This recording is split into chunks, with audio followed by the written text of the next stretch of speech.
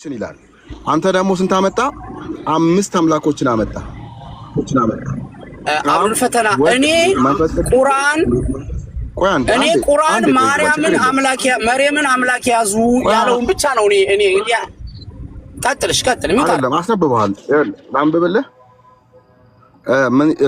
ሶስት አምላኮችን ነው የሚለው አብን መንፈስ ቅዱስ እንደገና ወልድም ማለት ሶስት አምላኮችን ያመልካሉ ከኔ ሌላ እንዲያውም ሁለቱን ጭማሪ ማለት ነው ማርያም። አንተ ደግሞ ስንት አመጣ ማለት ነው? 5 ነው ያመጣው። አሁን በሁለቱ ላይ እንናገራለን። ለየብቻ አምላክ አድርገዋለሁ የሚል ነገር የለም። አንድ አምላክ ነው አይደል ክርስቲያኖች የሚያመልኩት? አንተ ራስህ መስክራል። አንድ አምላክ ነው የሚያመልኩት አይደለ? እኔ አንድ አምላክ በሶስትነት የተገለጠ ስላሴን አምናለሁ። በቃ ክርስቲያኖችን ነው የሚለው። ያ ማለት ደግሞ አንተን ጨምሮ ነው።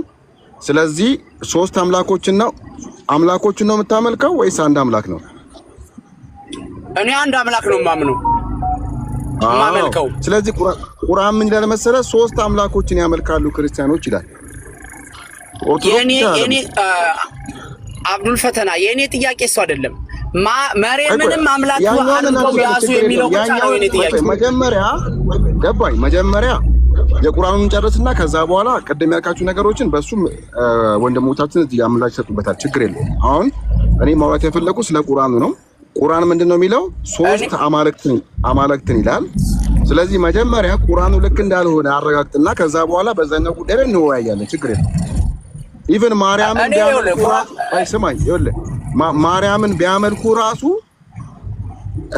ላይክ እንደ አንድ አምላክ ነው እንጂ እንደ 3 አምላክ አይደለም፣ ወይም እንደ 4 አምላክ አይደለም። አንተ እንዲያውም ማርያምን ስጨምር 4 ይሆናል፣ መስቀልን ጨመርክ 5። ስለዚህ አላህ ምን ማለት ነበረበት? እንዲያውም 5 አካላትን አንድ አምላክ ብለው ያመልካሉ። 5 አካላትን 5 አካል አንድ አምላክ ብለው ያመልካሉ ቢል አላህ ትክክል ይሆን ነበር። አሁን አላህ ምንድን ነው ያለው? 3 አማልክት ነው ያለው። ከተረዳኝ እኔ ሰምቻለሁ። አንድ ጥያቄ ልጠይቅህ። ጠይቆሽ አማት ምን መሰለህ? ሌላው የምንናገረው እንጂ አንዱን ዋሽተን ላይ ግልጽ የሆነ ነገር ችግር የለውም። ችግር የለውም። አብዱ መጀመሪያ ልጠይቅና ቃሉ ይሄ ቃል ትንቢት ነው ወይስ የተደረገን ነገር ነው የሚያወራው?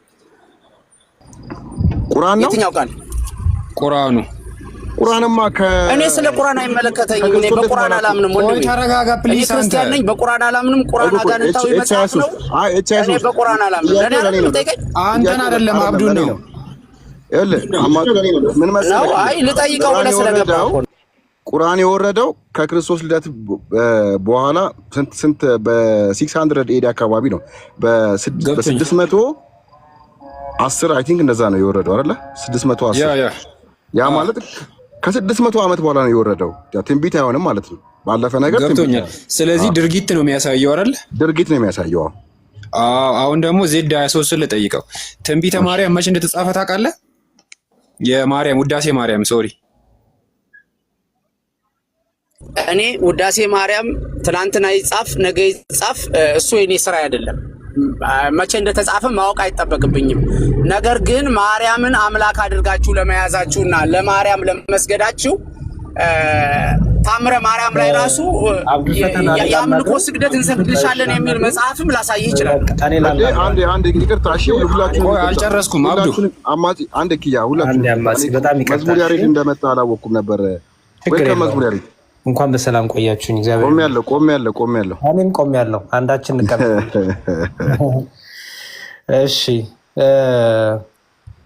ወንድማችን ውሸት ነው ያዋሸኸው። እሺ ውሸት ነው ያዋሸኸው።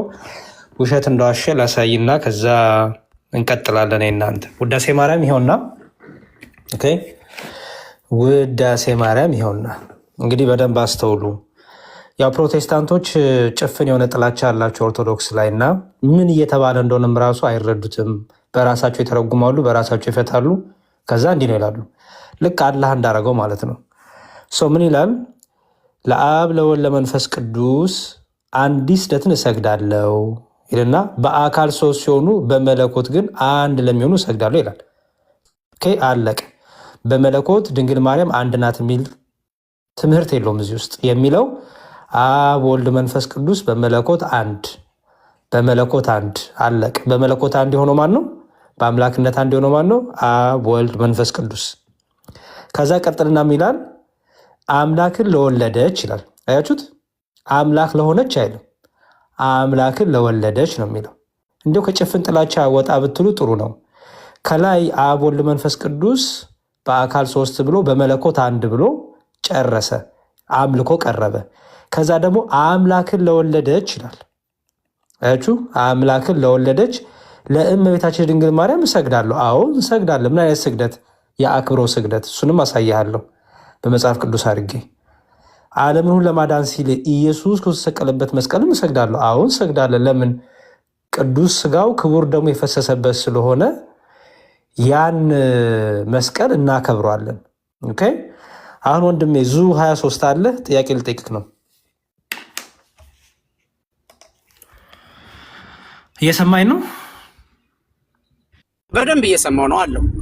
ጥሩ። ዮሐንስ ራዕይ ምዕራፍ 3 ቁጥር 9 እንዲህ ይላል፣ እነሆ አይሁድ ሳይሆኑ አይሁድ ከሚሉ ነገር ግን ከሚዋሹ ከሰይጣን ማህበር አንዳንዶቹን እሰጣለሁ። እነሆ መጥተው በእግሮች ፊት ይሰግዱ ዘንድ እኔም እንደወደድኩ ያውቁ ዘንድ አደርጋቸዋለሁ ይላል። ይሄ ስግደት አምልኮ ነው። ክርስቶስ በፊላደልፊያው መልአክ ፊት መጥተው እንዲሰግዱ የሚያደርገው ስግደት አምልኮ ነው።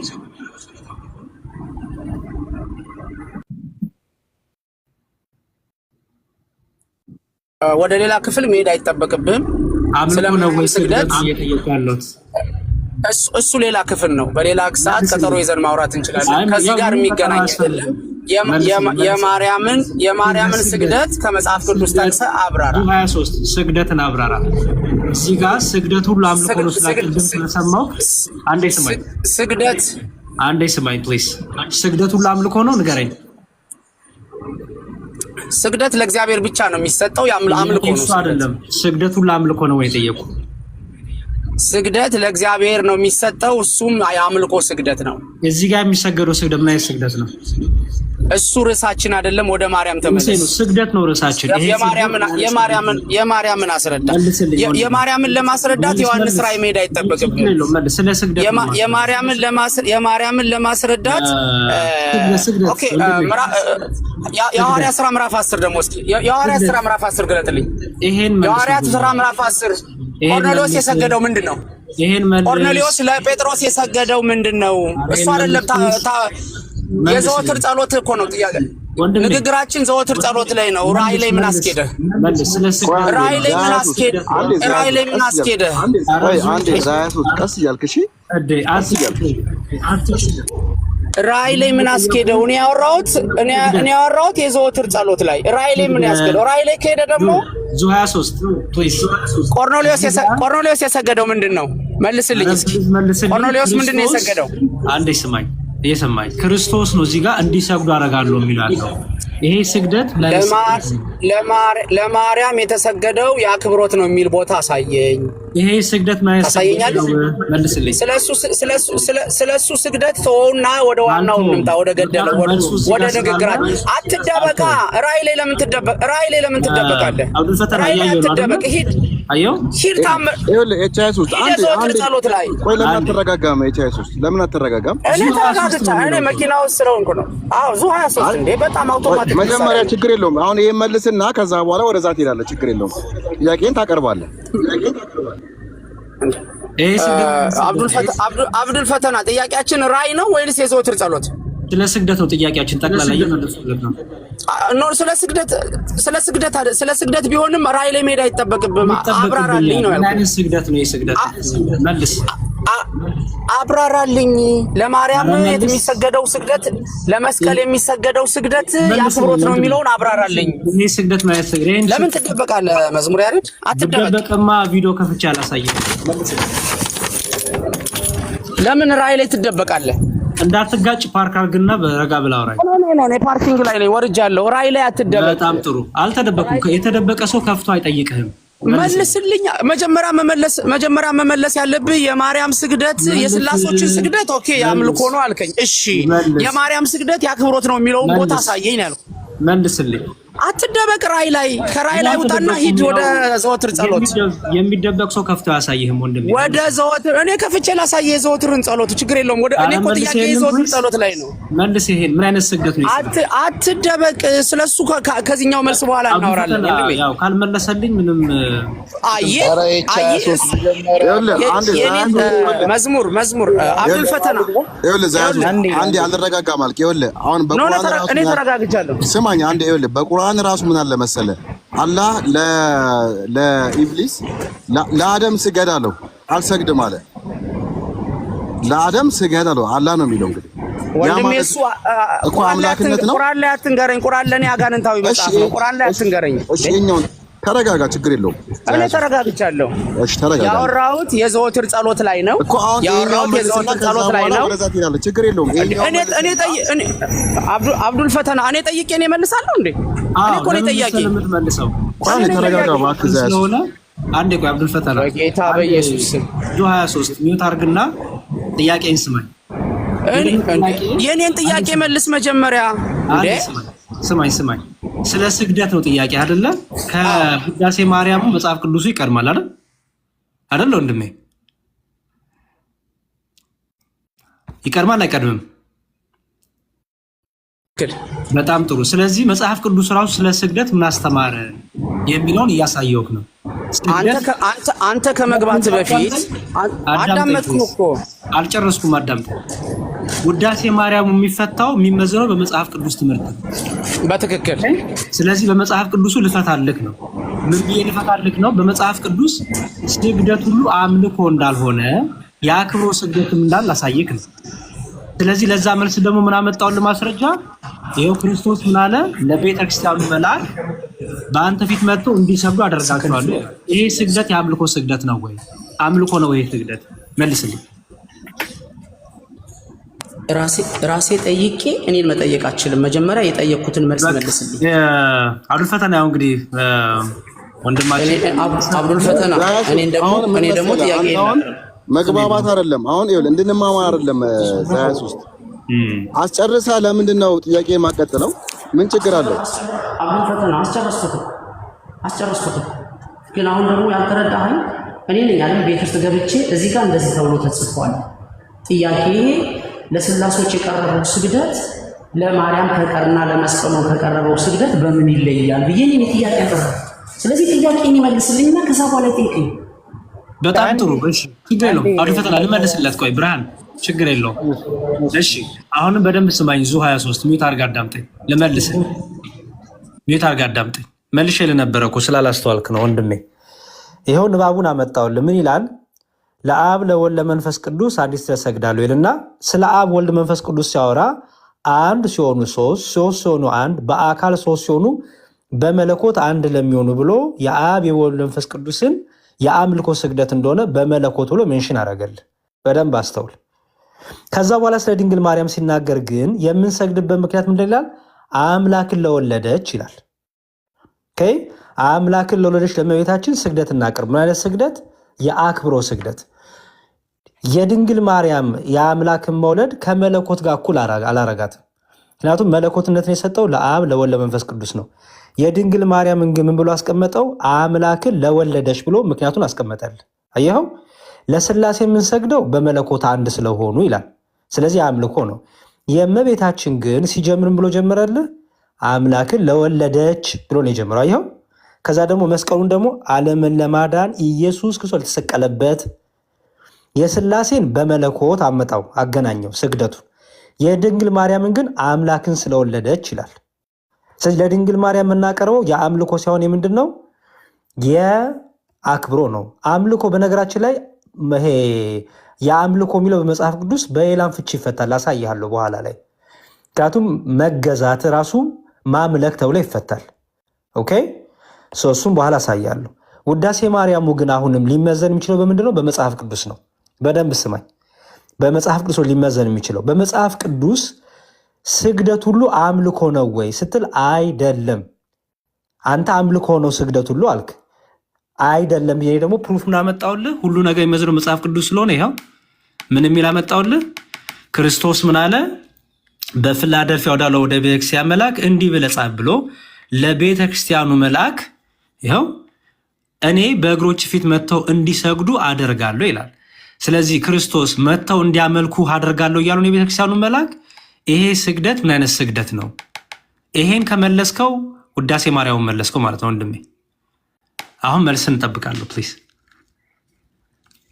ሳትሰማኝ ከሆነ ግን በጣም ያሳዝናል ይኸውልህ ያወራሁት።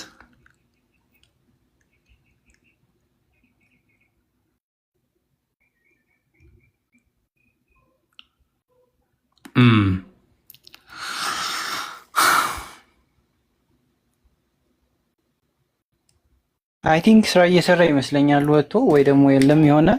ግን ዞሮ ዞሮ ለሁላችሁም ማወቅና መረዳት ያለባችሁ እሱም ራሱ ኦልሬዲ ጠቅሶታል። አማርኛ የሚችል ሰውና መረዳት ማንበብ የሚችል ሰው በሙሉ ማወቅ ይችላል ይሄንን ምንባብ ማለት ነው።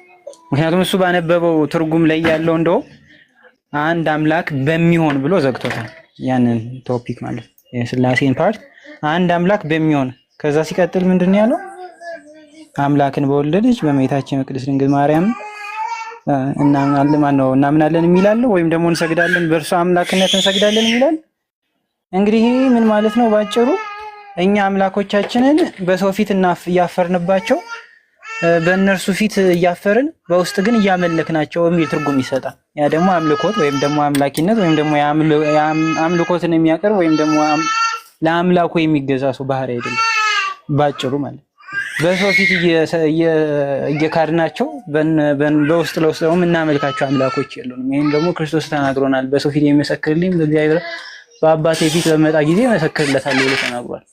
ስለዚህ አምላካችንን ይሄ ነው ብለን እየተናገርን እየመሰከርን ባለን ጊዜ ሰው አይደለም ይሄ ነው አምላካችሁ እንግዲህ በግድ ያስመልኩን እንደሆነ እንጃ። ከዛ በተጨማሪ ግን ለአብዱ ሌላ ልጨምርለት የምፈልገው ምንድነው ያው ዞሮ ዞሮ የተጻፈው መጽሐፉ ካሉባልታ በመነሳት ወይም ደግሞ ሌላ በሌላ ጊዜ ጋር በፈቀደ ጊዜ ሌላው ዲቴይሉ መደም እናወራበታለን። እንዴት ተጻፈ፣ በምን ተጻፈ፣ ዓላማው ምንድነው የሚሉትን ነገሮች ማለት ነው የቁርአኑን ማለት ነው። ግን ከዛ ባለፈ አሁን ባለው ቶፒክ ላይ ስናወራ ምንድነው ይሄ መጽሐፍ ሲጻፍ ቅድም እንዳለው አብዱ መጀመሪያ የሚያመልኩት አምላክ ሌላ ነበር የሚመስለው። ከ30 ምናምን ዓመት በኋላ ደግሞ ሌላ አምላክ የምናመልክ መሰለ። አምላክ ሳይሆን እኛ የምናውቀውን ወይ ደግሞ ባሉባልታ እየተሰማ ያለውን ነገር ነው እያወቀ ያለው which means ፈጣሪያችን አይደለም። እንዴት ልቦናችን እንኳን ማወቅ አይችልም የሚል ወደሚል ኮንክሉዥን ያመጣል። ግን ምንድነው አሁን እዚህ ጋር ስናነሳ ማንሳት ያለብን ነገር ምንድነው? እኛ እግዚአብሔር አምላካችንን ስናመልከው እንዴት ነው የምናመልከው? ወይም ደግሞ አምላካችን ማን ነው ብለን ከተናገርን ይሄ ነው ብለን ከተናገርን ካበቃን በኋላ ኖ እና ልባችሁን አቋሉ ይሄ ነው ብሎ ማለት እንግዲህ ወይ ልባችንን ካወቀው ጥሩ፣ ልባችን ውስጥ ደግሞ የለም። ልባችን ውስጥ ከሌለ ደግሞ which means ውሸተኛ ነው ይሄ ንግግር ማለት ነው። የሌለውን ያልተፈጠረውን ነው ብሎ አይኔን ግንባር ያድርገው ማለት ከውሸት የተናነሰ ነገር አይደለም። ሐሳቤ ስራ ላይ እየሰራሁኝ ስለሆነ ሐሳቤ ተበታትኖ ነው መጥቷል መሰለኝ። እስኪ የሚቀጥል ከሆነ ይቅርታ ስልክ ገብቶብኝ ነው መጥቻለሁ። ዛ3 አንተ ቆይ ስግደት ማለት አንድ ለአንድ ሰው ተሰገደ ማለት አምልኮ ነው፣ እንደ አምላክ ይቆጠራል። በአዲስ ኪዳን ስግደት አንድ ነው። ምክንያቱም መጽሐፍ ቅዱሳችን በሐዋርያት ሥራ ለጴጥሮስ ሲሰገድ እንዳትሰግድ ብሏል። እዛ ላይ የክብሮት ስግደት የሚል ጽሑፍ የለም። መጽሐፍ ቅዱስን አውጥተን ማንበብ እንችላለን። ስግደት አንድ ነው። ጌታ ኢየሱስም በዲያብሎስ ሲፈተን ዘንድ 40 ቀን በሄደ ጊዜ ማርያም አንድ ናቸው። ጴጥሮስና ማርያም እኩል ናቸው። ማን ጴጥሮስና ማርያም አብዱል ፈተና በዛው ሳይሆን አንዴ ቆይ አብዱ ይቅርታ ዙ 23 አሁን ያነበብኩልን ዮሐንስ ራእይ ምን ብለህ ልፈታው ነው? እሱ ሌላ ክፍል ነው። መጀመሪያ ወንድሜ አንዴ ስማኝ፣ በጣም ተረጋግቼ እያወራሁ ዙ 23 ማለት ነው። ሌላ ክፍል ነው ካልክ የሰይጣንን ፈተና ወይም ደግሞ ለእግዚአብሔር አምላክ ብቻ ስገድ የተባለውን ፓርት ልጠቅስ አይገባም። ሁሉም ከአንድ ክፍል ነው። አንድ ክፍል የሚያደርገው ነው መጽሐፍ ቅዱስ። እዛም ማልክ እዚህ ኮንተንቱ እስካለ ድረስ ይሄን ምን ብለህ ትፈታዋለህ? አሁን እኛን ከጠየቀን ኢየሱስ ክርስቶስ አምላክ እግዚአብሔር አምላክ ብቻ ስገድ የሚለውን ምን ብለህ ትፈታዋለህ ብለህ ጠየቀን አይደል? ሌላ ክፍል ከሌላ ክፍል እኔ ከዘወትር ጸሎት አልወጣሁም። መጀመሪያ አረ ወጣህ እኮ ለሰይጣን ሲፈትነው እሱ እኔ አብዱል ፈተና ለጠየቀኝ ነው ይሄን ቃል ያመጣሁት ስግደት አንድ ነው ብዬ እንጂ አክቹአሊ መጀመሪያ ስትናገር የምትናገርበትን ማነር ጠብቀህ ተናገር። ምክንያቱም የልጁ ስም አብዱል ፈታ እንጂ አብዱል ፈተና አይደል? አብዱል ፈተና ነው የሚለው። አንብበው። አብዱል ፈተና ነው የሚለው ወይ ከዲያቆን ጋር ብቻ አውራ። ሌሎቻችሁ ማንነት ይጣልቃል። እኔ እኮ ብቻዬን ነው የማወራ። አይ አንተና ዲያቆን ብቻ። እኔ ብቻዬን ነው የማወራ። ችግር የለውም።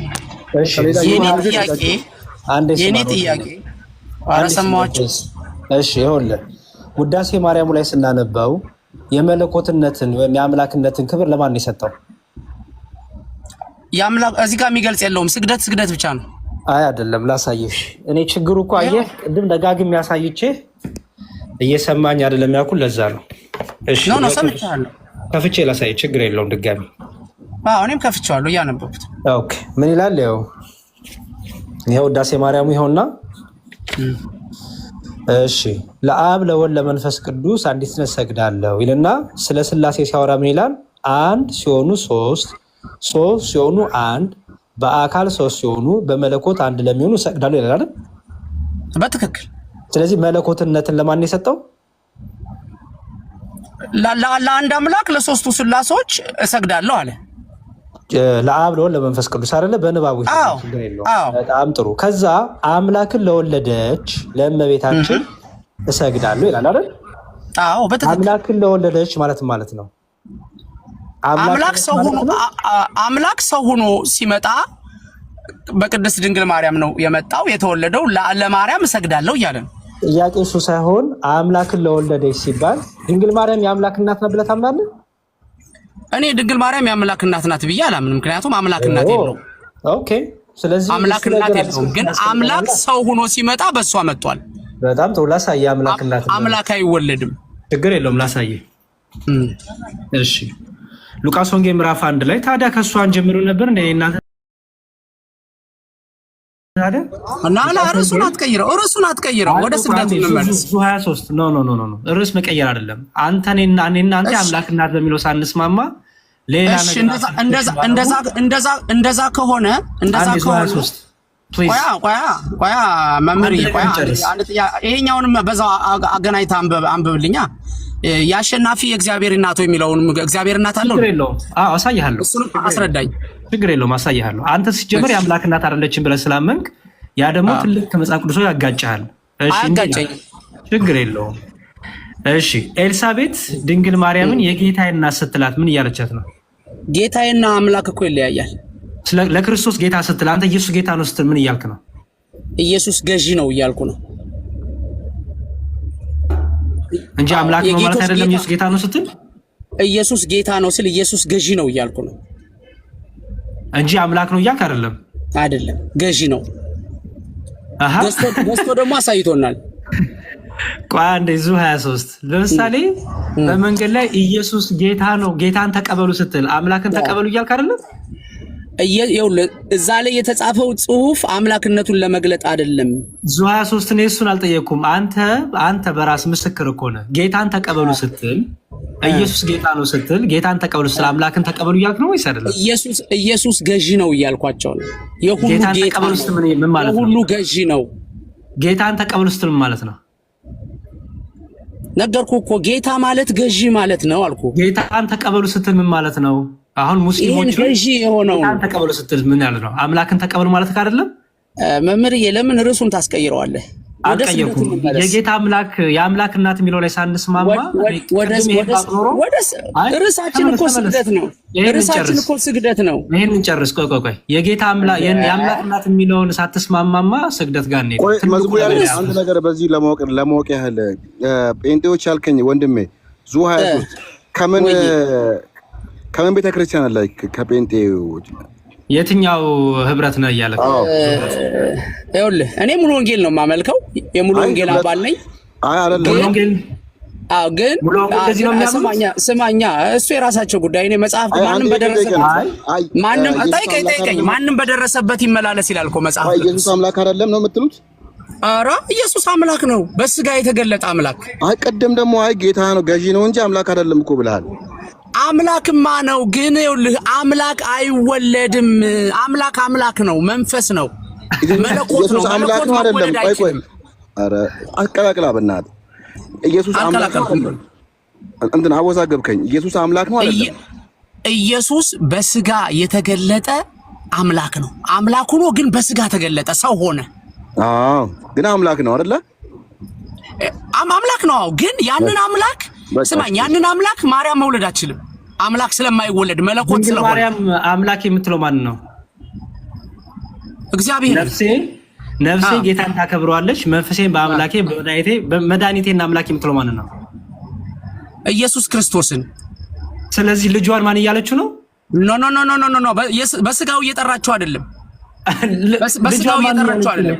ይኸውልህ ኢየሱስ ክርስቶስ የማህፀኗን ፍሬ ማን ብላ እየጠራችሁ ነው? በማህፀኗ ያለውን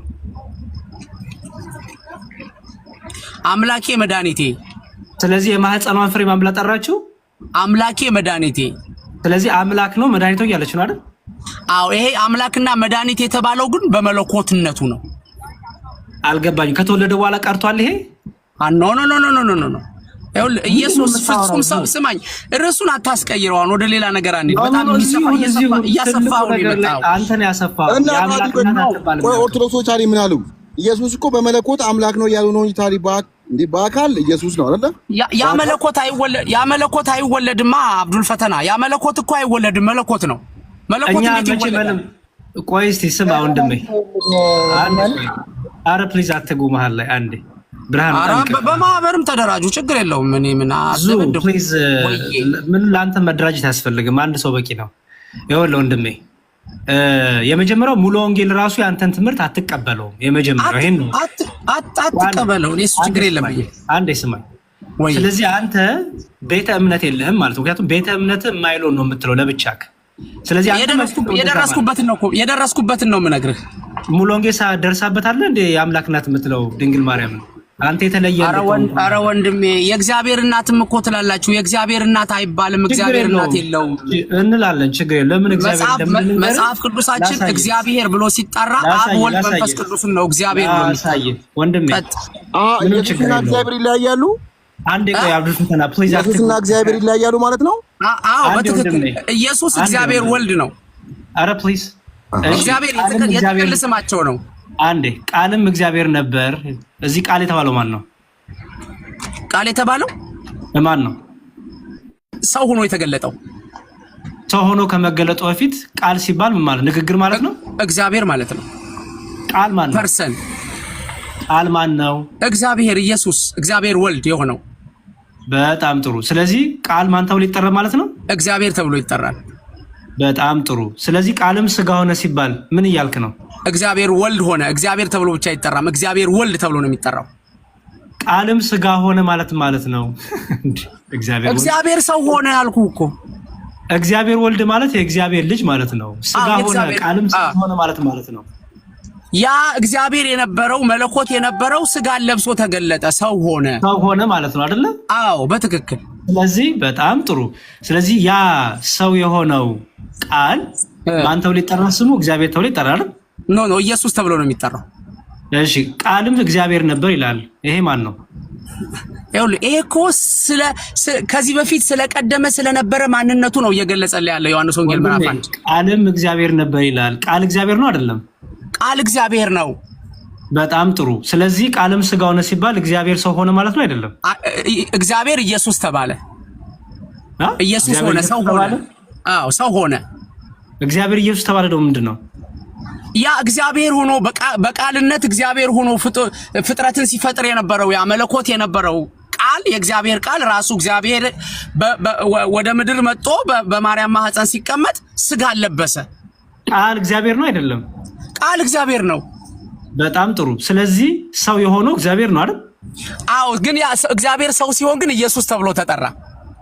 ችግር የለውም። እሱ እግዚአብሔር ተብሎ አይጠራም። ሰው ከሆነ በኋላ እግዚአብሔር ተብሎ ሰው ከሆነ በኋላ እግዚአብሔር ተብሎ አይጠራም። ኢየሱስ ነው ስሙ። ክርስቶስ ሰው ብቻ ነው፣ ፍጹም አምላክ ነው። ግን ፍጹም አምላክነቱን ማርያም አልወለደችው። አንዴ ስማኝ ወንድሜ፣ እየሰማሁ ነው። በጣም ጥሩ። የተወለደው አምላክነቱን ትቶ ነው የተወለደው። አምላክነቱን ትቶ ነው ፍጹም አምላክነቱ እንዳለ። በጣም ጥሩ። ፍጹም አምላክነት ስትል ምንን እየተናገርክ ነው? አምላክነቱን። አምላክነት ስልም መለኮትነትን ነው አይደል? መለኮትነቱን። በጣም ጥሩ። የተወለደው አምላክ ነው አይደል? የተወለደው አምላክ ነው፣ ፍጹም አምላክ የሆነ አምላክ። ስለዚህ የወለደችው ድንግል ማርያም የአምላክ እናት ትባላለች አትባልም? የአምላክ አይወለድማ። ሰው ሆኖ ስጋ ነው የወለደችው። ሰው ነው የወለደችው። ሰው ብቻ ነው የወለደችው? ይኸውልህ የተወለደው ሰው ብቻ ነው የተወለደው? ስማኝ ልመልስልህ። የተወለደው ሰው ፍጹም አምላክ ነው። ይሄ መጽሐፍ ቅዱሳዊ እውነት። አንዴ እግዚአብሔር ወይም አምላክ በስጋ ተገለጠ አይደለም የምንለው? አዎ። በጣም ጥሩ። አምላክ በስጋ ሲገለጥ አምላክነቱ ቀርቷል? መለኮትነቱ ቀርቷል? መለኮትነቱ አልቀረም፣ ግን መለኮትነቱ አልተወለደም ስለማይወለድ መንፈስ ስለሆነ። እሺ ምንድነው ድንግል ማርያም የወለደችው ሰው ብቻ ነው? መለኮት የተለየው አምላክን የተለየው ሰው ብቻ ነው የወለደችው? አይደለም፣ በፍጹም አይደለም። ምንድን ነው የወለደችው? ድንግል ግን መለኮትነቱን ይዞ ማህፀኗ ውስጥ አልገባም። መለኮትነቱን ይዞ ማህፀኗ ውስጥ አልገባም። ምንድነው ማህፀኗ ውስጥ ያደረው? ሰው እግዚአብሔር በማህፀኗ አደረና ሰው ሆነ፣ ስጋ ለበሰ። እግዚአብሔር ስትል ማንን ነው እየተናገርክ ያለው? የእግዚአብሔር ቃል የተባለው ፍጥረትን የፈጠረው እግዚአብሔር ወልዶ። የእግዚአብሔር ቃል አምላክ አይደለም? መለኮት አይደለም? መለኮት አይወለድም ብራዘር። እኔ እሱን አልጠየቅኩም። እኔ የእግዚአብሔር ቃል ወይም እግዚአብሔር ቃል የምንለው ወይም አካላዊ ቃል አምላክ መለኮት ነው ወይስ አይደለም? አምላክ 100% መለኮት ነው። በማህፀኗ አካላዊ ቃል ሲያድር አምላክነቱ ቀርቷል? ማህፀኗ ውስጥ መለኮትነቱ አልገባም። ስጋ ነው የለበሰው። ስጋ ነው፣ ሰው ነው የሆነው። እኔ እሱን አላልኩም እኮ ወንድሜ። አንዴ እኔ መለኮትን ተወለደ እያልኩ አይደለም። በደንብ አስተውል፣ ስማኝ። የጠየቁት ጥያቄ መለኮት ካልተወለደ የአምላክ እናት ማለታችን ነው። 23 ስማኝ ፕሊዝ። እኔ እየሰማሁ ነው እንዴ። እሺ አምላክን የጸነሰችው አይደለም? በመጀመሪያ ሰው ነው የጸነሰችው፣ አምላክን አልጸነሰችውም። አምላክ አይጸነስም። ስለዚህ ሰው ብቻ ነው የጸነሰችው? ኖ ሰው ብቻ አይደለም የጸነሰችው። ወይ ጉድ! ግራ አታጋባኛ። አምላክን ጸንሳለች አልጸነሰችም? ወንድሜ አምላካችን የሚጸነስ አይደለም። እኔ እሱን አልጠየኩም። ድንግል ማርያም የጸነሰችው አምላክን ነው ወይስ አይደለም? ድንግል ማርያም የጸነሰችው በሰውና በእግዚአብሔር መካከለኛ የሆነው ሰው የሆነው ኢየሱስን አይደለም። ድንግል ማርያም የጸነሰችው በደም ቁርጥ አድርገህ ንገረኝ። ድንግል ማርያም የጸነሰችው አምላክን ነው ወይስ አይደለም? በስጋ የተገለጠውን አምላክነቱ የሆነው ሰው ከተወለደ በኋላ ነው። አምላክነቱ የሆነው ገና ፍጥረት ሳይፈጠር ራሱ እሱ አምላክ ነበር። እኔ ስለሱ አይደለም የጠየቅኩ። በድንግል ማርያም ማህፀን እያለ ክርስቶስ አካላዊ ቃል አምላክ ነው ወይስ አይደለም?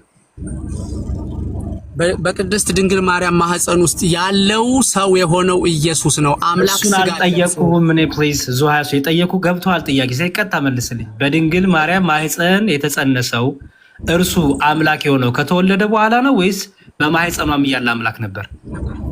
በማህፀኗም እያለ እሱ አምላክ አይደለም፣ ሰው ነው። አምላክነቱ ግን ከዘላለም ነው። መለኮትነቱን ይዞ ማህፀኗ ውስጥ አልገባም። ምን አልከኝ? በጣም ጥሩ። ይኸው ያስኩ። አሁን ምን አልክ? ፖለቲካ ስማ፣ ምንም እኔ ፖለቲካ ዛሬ ገና ነው ከአንተ ጋር ያወራሁት፣ ግን በደንብ እከታተላለሁ። ስለዚህ ፖለቲካ አትስራ፣ ችግር የለውም። እኔ ስለማላውቅ አንተ ላይ ፖለቲካ አልሰራም። ፖለቲካ የሚባል ነገር ማላውቅ። ስማኝ፣ እኔ ጴንጤ ነኝ ስላልኩ በዚህ አስታከህ ጴንጤዎች ጭፍኖች ናቸው እያልክ ስለነበረ አላልኩም። እኔ ራሴን ወክዬ ነው የመጣሁት። አንተ ሙሉ ወንጌልንም አልወክልም እኮ አልክ። ጭራሽ ሙሉ ወንጌልንም ማንንም አልወክልም፣ ማንንም ወክለኝም አላለኝም። እሺ፣ ስለዚህ ስማኝ። አሁን በድንግል ማርያም ማህፀን ያደረው አምላክ አይደለም። መቼ ነው አምላክ የሆነው በድንግል ማርያም ማህፀን ያደረው? ፍጥረት ከመፈጠሩ በፊት እርሱ አምላክ መለኮት ነበረ። አምላክ ሆኖ በማህፀኑ ያደረው ይሄ መለኮት የሆነው ፍጥረትን የፈጠረው እግዚአብሔር ቃል በቅድስት ድንግል ማርያም ማህፀን ሰው ሆነ። እኔ ጠየቅኩ እሱን አይደለም። በማህፀኗ ሲያድር አምላክነቱ ቀርቷል ወይ? አምላክነቱ አልቀረም፣ ግን አምላክነቱ ማህፀኗ ድረስ አልገባም። አምላክነቱ የት ነበረ? በማህፀን አካላዊ ቃል ሲያደር አምላክነቱን ትቶ ነው በማህፀን ያደረ። አምላክነቱ ዘላለማዊ ነው። እኔ እሱን አልጠየቅኩም። በማህፀኗ አምላክነቱ አልነበረም ስላልከኝ አምላክነቱን ትቶ ነው የመጣው ወደሷ። መምህርዬ መለኮት ማህፀን ውስጥ ገብቶ እኔ እሱን አልጠየቅኩም ስለማይችል መወለድ ስለማይችል ይሄ መለኮት አምላክ እግዚአብሔር ሰው ሆነና በማህፀኗ ተቀመጠ። ፍጹም ሰውን ማርያም ወለደች። እኔ ጠየቅኩ እሱን አለ። የጠየቅኩን ቀጥታ መልስልኝ። ድንግል ማርያም በማህፀኗ አካላዊ ቃል አምላክ በማህፀኗ አድሯል ወይስ አላደረም? አላደረም ካልከኝ አምላክነቱን ትቶ ነው ወይ በማህፀኗ ያደረው ነው ጥያቄ። ይሄ በማህፀኗ ያደረው ሰው ሆኖ ነው እንጂ አምላክ ሆኖ አይደለም። አምላክ በማህፀን አያድርም። ሰው በጣም ጥሩ ሆኖ ነው ያደረው፣ ፍጹም ሰው ሆኖ። አንዴ ስማኝ። ቃል አካላዊ ቃል በማህፀኗ አድሯል አላደረም? እሱ ቃል ስጋ ሆነ። የጠየቅኩ እሱን አይደለም ፕሊዝ። በማህፀኗ አካላዊ ቃል አድሯል አላደረም? ይኸውልህ ይሄ አካላዊ ቃል የምትለው እግዚአብሔር ማለት ነው። እኔ እሱን አልጠየቅኩም። እኔ አካላዊ ቃል ትንታኔ ያስፈልገዋል። መምህርዬ ትንታኔ ያስፈልገዋል። አካላዊ ቃል በማህፀኗ አድሯል አላደረም? ይሄ አካላዊ ቃል ስጋ ሆኖ ነው በማህፀኗ የገባው። ኦልሬዲ ስጋ ይዞ ነው የመጣው። ኖ ስጋ ሆኖ ነው የገባው እኮ። ስጋ ይዞ ነው የመጣው ማለት ነው። ገባ ካልከኝ ስጋ ይዞ ነው። ኖ ስጋ ይዞ አልመጣም። ስጋና ደምን የነሳውማ ከማርያም ነው። ወረ ጉድ! ስጋ ሆኖ ነው የመጣው አልኳት። በዛ ኦኬ። እሺ አሁን ማህፀኗ ውስጥ ያደረው መለኮቱ አይደለም። መለኮት ማህፀን ውስጥ አይወለድም። አንዴ ስማኝ። ቃል በድንግል ማርያም ማህፀን አድሮ አላደረም? ይሄ ቃል ስጋ ሆነ አልኩህ። እኔ እሱን አልጠየቅኩም። ቃል በድንግል ማርያም ማህፀን አድሮ አላደረም? ይሄ ቃል ዘርን ማህፀኗ ውስጥ አስቀመጠ። እኔ እሱን አልጠየቅኩም። ፕሊዝ ቃል ምን አደረገ አላልኩም። የጠየቅኩ ቃል ከመነሻውም በድንግል ማርያም ማህፀን አድሯል አላደረም? ይሄ ቃል ያልከው እግዚአብሔር ማለት ነው። ይሄ እግዚአብሔር በማርያም ማህፀን ውስጥ ዘሩን አስቀመጠ። ያ ዘር ደግሞ ከማርያም እንዳይገናኝ ጸለየላት፣ ጋረዳት። ዙ 23 በሶስት አካል ታምናለህ አይደል? በአብ በወልድ በመንፈስ ቅዱስ አምናለሁ። እግዚአብሔር ይመስገን። በጣም ጥሩ መልካም። ስለዚህ በሶስት አካል ካመንክ ቃል ስንል አካላዊ ቃል ነው አይደለ? አዎ አካላዊ ቃል እግዚአብሔር ወልድ። በጣም ጥሩ። አካላዊ ቃል በድንግል ማርያም ማህፀን አድሮ አላደረም? ይሄን ጠየቁ። ዘርን አስቀመጠ አልኩህ። እኔ እሱን አልጠየኩም። ወይ አላደረም ወይ አድሯል በለኝ ወንድሜ። ከዛ ምንድነው ብዬ ጠይቃለሁ። የዛ ሰዓት መልስልኛለህ። ቃል በድንግል ማርያም ማህፀን አድሮ አላደረም? ይሄ ቃል ማለት እግዚአብሔር ማለት ነው አይደለ?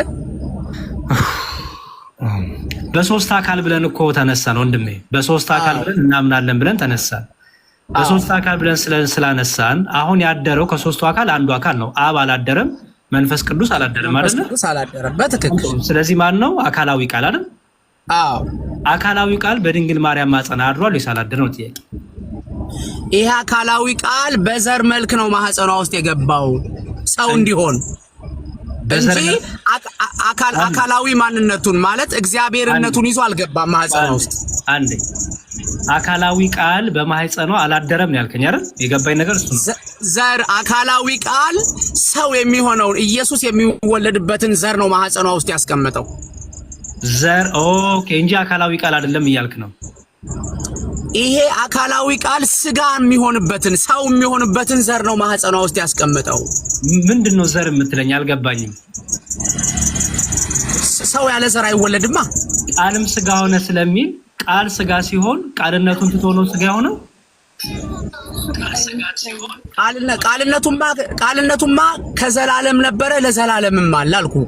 እኔ እሱ አልጠየቅኩም። በድንግል ማርያም ቃል ስጋ ሲሆን ቃልነቱ ቀርቷል ወይ?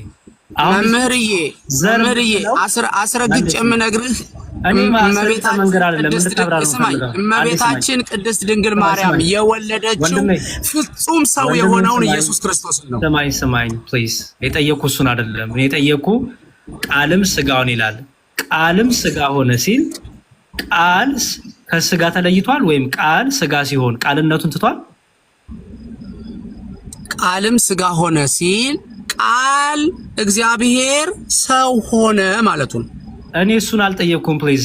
ቃል ስጋ ሲሆን ቃልነቱን ትቷል ነው ስጋ የሆነው ነው ጥያቄ። ቃልነቱ ለዘላለም አይተውም፣ ግን ቃልነቱ ማህፀን ውስጥ አልገባም። በድንግል ማርያም ማህፀን ነው የጠየቁ ያሉት። ቃል በድንግል ማርያም ማህፀን ስጋ ሲሆን በቅድስት ድንግል ማርያም ማህፀን ውስጥ ይሄ ቃል ዘር አስቀመጠ። ኢየሱስ የሚባል ሰው የሚወለድበትን ዘር አንዴ ይሄ ቃል ዘር አስቀመጠን ያልከኝ? አዎ ይሄ ቃል በዚህ ሰው የሆነው ቃል አይደለም። ስማኝ ማህፀን ውስጥ ዘር ነው የሚቀመጠው። ስማኝ እዚሁ ዘር አሳየኝ እስቲ። ቃልም ስጋ ሆነ የሚለው የትኛው ነው ዘሩ? ቃልም ስጋ ሆነ የሚለው ዘሩ የቱ ነው? ዘሩ ቃሉ ነው። ቃሉ ይሄ ቃል አካላዊ ቃል ራሱ ነው ወይስ ዘር ነው? ይሄ አካላዊ ቃል ሰው ይሆን ዘንድ ግድ ስላለው በዘር መልክ ማርያም ማህፀን ውስጥ ገባና ሰው ሆነ። ከዛ ስሙ ኢየሱስ ተባለ። ፍጹም ሰው ሆነ። ቃል ነው ዘር ያልከኝ? ቃል ማለት ዘር ነው? ቃል ማለት ዘር ነው ላንተ? ቃልማ እግዚአብሔር ነው አልኩህ እኮ። እንዴ ዘር የሆነ የቱ ነው ንገረኝ። ቃልም ስጋውን ይላል እዚሁ ዘር ያልከው የቱ ነው? ይሄ ቃል ወይንም እግዚአብሔር ማርያም ማህፀን ውስጥ በዘር መልክ ገባና ሰው ሆነ። ስለዚህ ዘር ያልከው ቃል ነው ማለት ነው? አዎ ትክክል። ቃል ዘር ነው ላንተ? ዘር ሆኖ ነው ኢየሱስ የተወለደው ሰው የሆነው ማህፀኗ ውስጥ አድሮ። ቃልም ስጋ ሆነ ሲል ላንተ ቃል የሚለው ይሄ ዘር ነው። ይሄ እግዚአብሔር ይኸውልህ ቃልም ስጋ ሆነ ሲል እግዚአብሔር ሰው ሆነ እያለ ነው። እኔ እሱን አልጠየኩም። ፕሊዝ ዘር ያልከውን አይደንቲፋይ እንድታደርግልኝ ነው። ቃል ይሄ ላንተ ቃልም ስጋ ሆነ የሚለው ያ ቃል የተባለው ዘር ነው እያልክ ነው። ሴቶች ማህፀን ውስጥ ዘር ነው የሚቀመጠው። እኔ እሱን አልጠየኩም። ፕሊዝ ወንድሜ እዚህ ቃልም ስጋ ሆነ የሚለው ውስጥ ቃል የሚለው ይሄ ቃል ዘር ነው እያልክ ነው ወይስ አይደለም? ይሄ ቃል መለኮት ስለሆነ አምላክ ስለሆነ ማህፀን ውስጥ ሲገባ ዘር ሆነ። ስለዚህ ቃልም ስጋ ሆነ ማለት ዘርም ስጋ ሆነ እያልክ ነው አይደል? ዘር አስቀመጠ ነው ያልኩ፣ ዘር ሆነ አላልኩም። ዘርን አስቀመጠ። ቃልም ስጋ ሆነ እዚህ ላይ አለቀ። እዚህ ነው የሚይዝ። ምክንያቱም ቃልም ስጋ ሆነ የሚል ጥሩ ችግር የለም። ቃልም ስጋ ሆነ ይላል።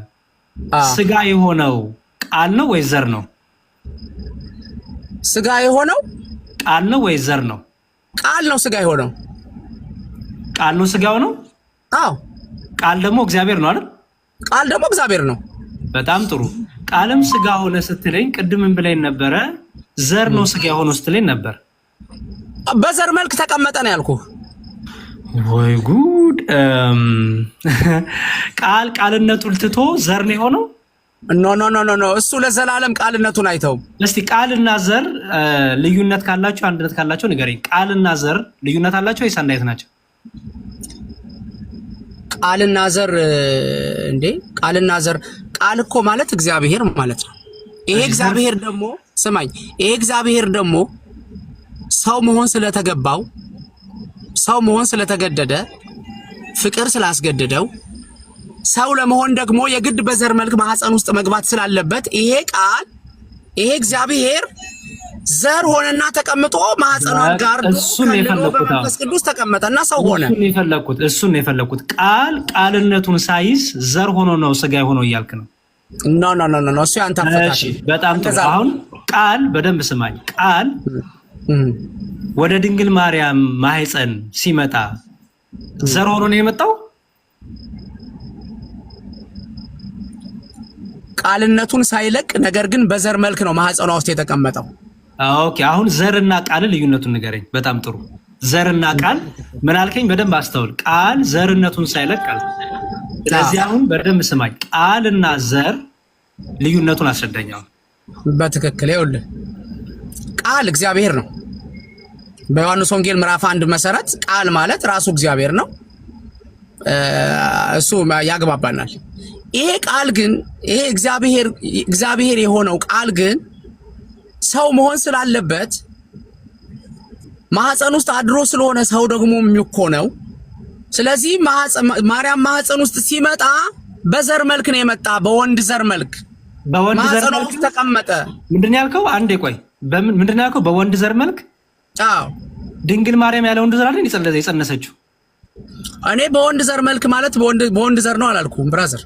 እንዴ የወንድ ዘር እያልከኝ ድንግል ማርያም ያለ ወንድ ዘር የጸነሰችው አይደለችም? እኔ እኮ ጾታዊ ግንኙነት አድርጋ ጸነሰች አላልኩም። እኔ አላልኩም ያልኩት አልክ እኮ አንተ አልክ እንጂ ድንግል ማርያም ያለ ወንድ ዘር ነው የጸነሰችው አይደለም? ንገረኝ። ያለ ወንድ ዘር ነው የጸነሰችው ወይ? እኮ በእግዚአብሔር ዘር አልኩ እኮ። ያወራው ያለውት ስለ ሰው ዘር ሳይሆን ስለ እግዚአብሔር ዘር ነው። የእግዚአብሔር ዘር ያልከውን አሁን ስጠኝ ማስረጃ። በመጽሐፍ ቅዱስ አድርገህ የእግዚአብሔር ዘር ያልከውን ማስረጃ ስጠኝ። ምንድነው የእግዚአብሔር ዘር? ቃልን ነው የእግዚአብሔር ዘር የምትለው? አዎ ቃሉ ራሱ የእግዚአብሔር ዘር ነው። ላሳይ እስኪ ሉቃስ ወንጌል እንሂድ። እስኪ ሉቃስ ወንጌል ምዕራፍ 1 እስኪ እናንብበው። ችግር የለውም። እሺ ቃል የእግዚአብሔር አይ ችግር የለውም። ቃል ራሱ እኮ እግዚአብሔር ነው። ጭራሽ ቃል የእግዚአብሔር ዘር ነው አልከው። በትክክል ቃልማ እግዚአብሔር ነው። እሱማ አያጣላንም እኮ። ቃል እግዚአብሔር ነውና ቃል የእግዚአብሔር ዘር ነው አንድ አይነት ነው? ኖ ኖ ኖ ኖ እኔ ዘሩን አስቀመጠ ነው ያልኩ። ወይ ጉድ! ቃል የእግዚአብሔር ዘር ነው እኮ አልከኝ ወንድሜ። ማርያም ማህፀን ውስጥ የተቀመጠው ዘር የእግዚአብሔር ቃል ራሱ እግዚአብሔር ነው፣ ግን የተቀመጠው በዘር መልክ ነው።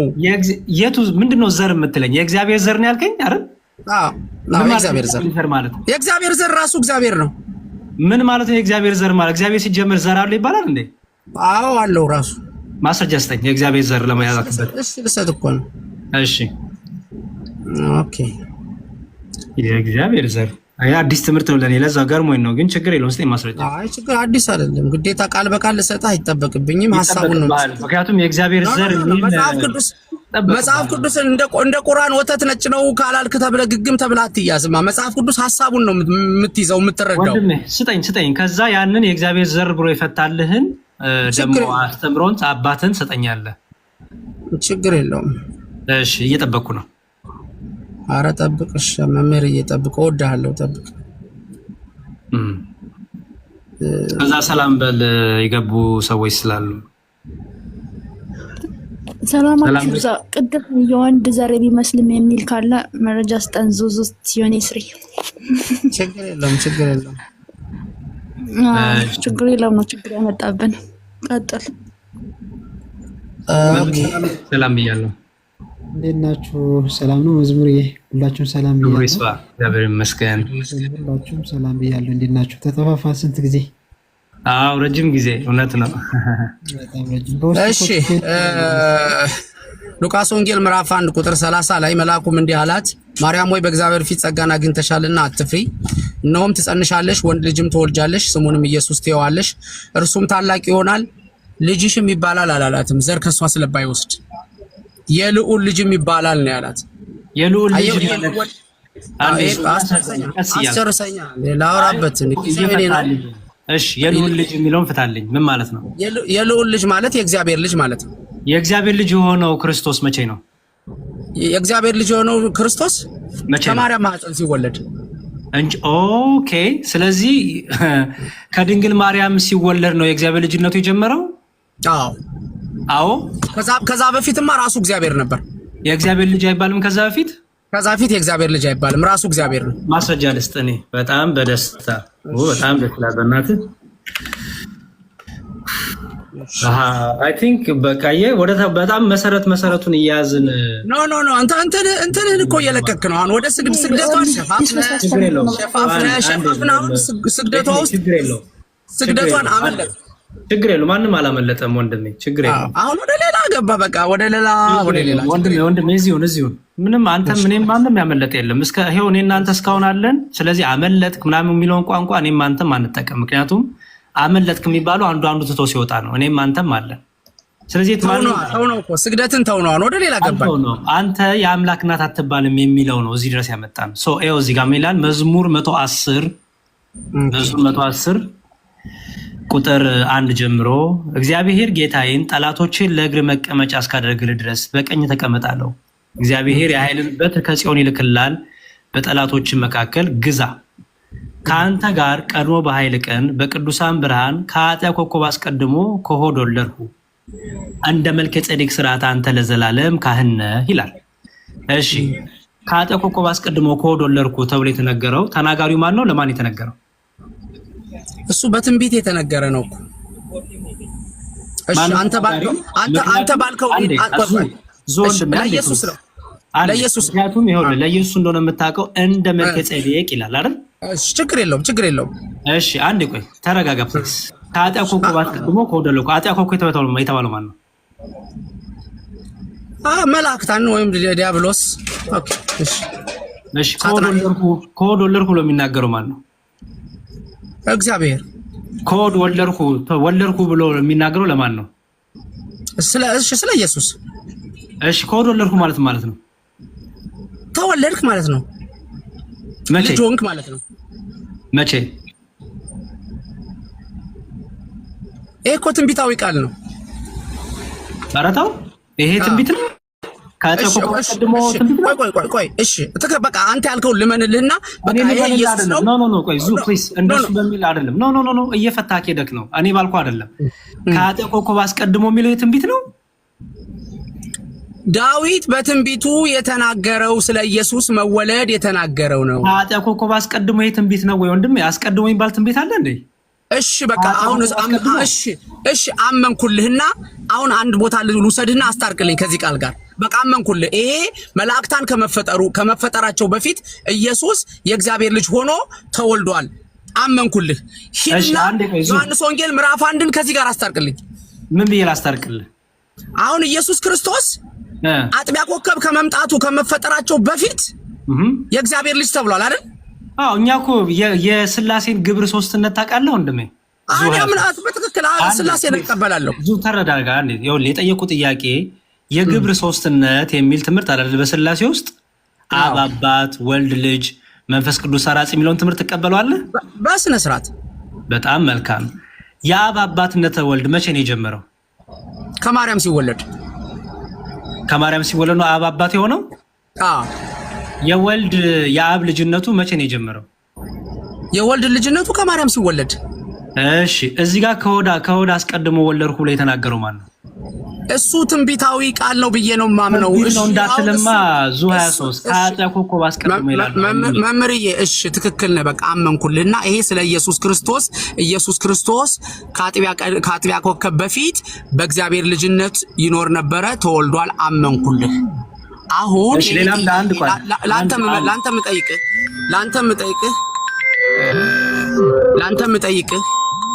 ላንተ ምጠይቅህ ስልክ ገብቶብኝ ነው፣ ይቅርታ። ላንተ ምጠይቅህ ይሄ አጥቢያ ኮከብ ሳይፈጠሩ ከፍጥረት መጀመሪያ የእግዚአብሔር ልጅ ሆኖ የተወለደው ኢየሱስ በዮሐንስ ወንጌል ምዕራፍ 1 መሰረት በመጀመሪያ ቃል ነበረ፣ ቃልም እግዚአብሔር ነበረ ይለናል።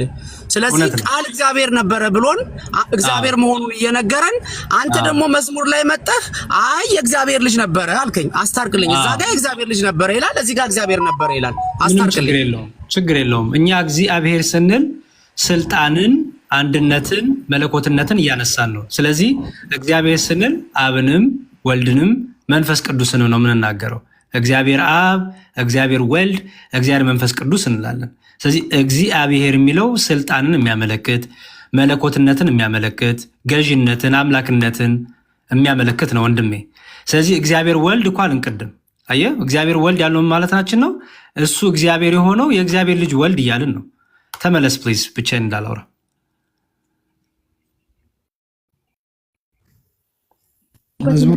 የስራ መጥቶብኝ ነው። አልወጣም። ሜሴጅ መጥቶ የስራ ጉዳይ መጥቶብኝ ዋትስአፕ ላይ ሜሴጅ እየጻፍኩ ነው፣ እየሰማሁ ነው።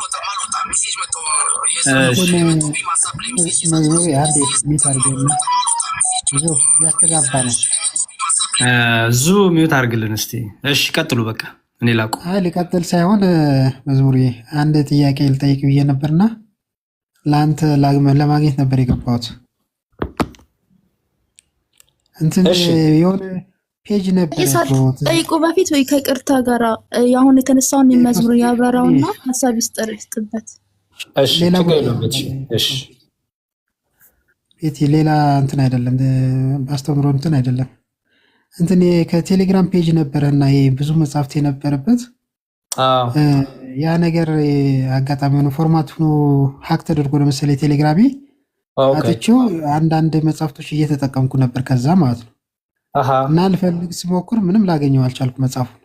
እሺ እኔ ክሬት ያደረኩትን አይደለም የሚሉኝ? ብዙ መጽሐፍቶች ነበሩ እዛና እዛ ላይ አለ። ቆይ ላሳየሁት፣ ችግር የለውም። ይኸውና ኦርቶዶክስ ተዋሕዶ እንወቅ የሚለው ይኸው ይሄ ነው ጽዮን 16:24 የሚለው። ኦኬ እሺ አንዴ ስክሪንሾት ላድርጋት።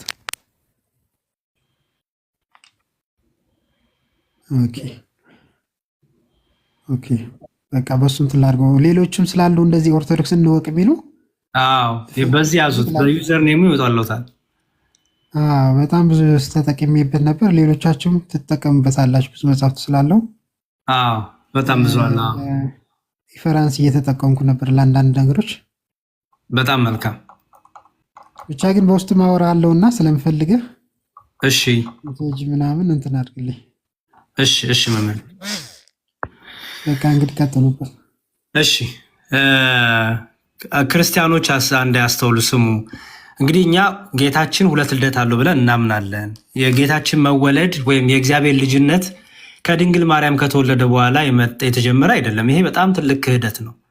የሙሉ ወንጌል አባል ነኝ ያለ ግን ያው እሱ የራሱን አመላከት ነው በእርግጥ የሚናገረውና ሰው እዚህ ጋር በመጀመሪያ ቃል ነበረ፣ ቃልም በእግዚአብሔር ዘንድ ነበር፣ ቃልም እግዚአብሔር ነበር ሲል እግዚአብሔር የሚለው የስልጣን ምክንያቱም እግዚአብሔር ይሄ ግዕዝ ነው ማለት አውቃላችሁ።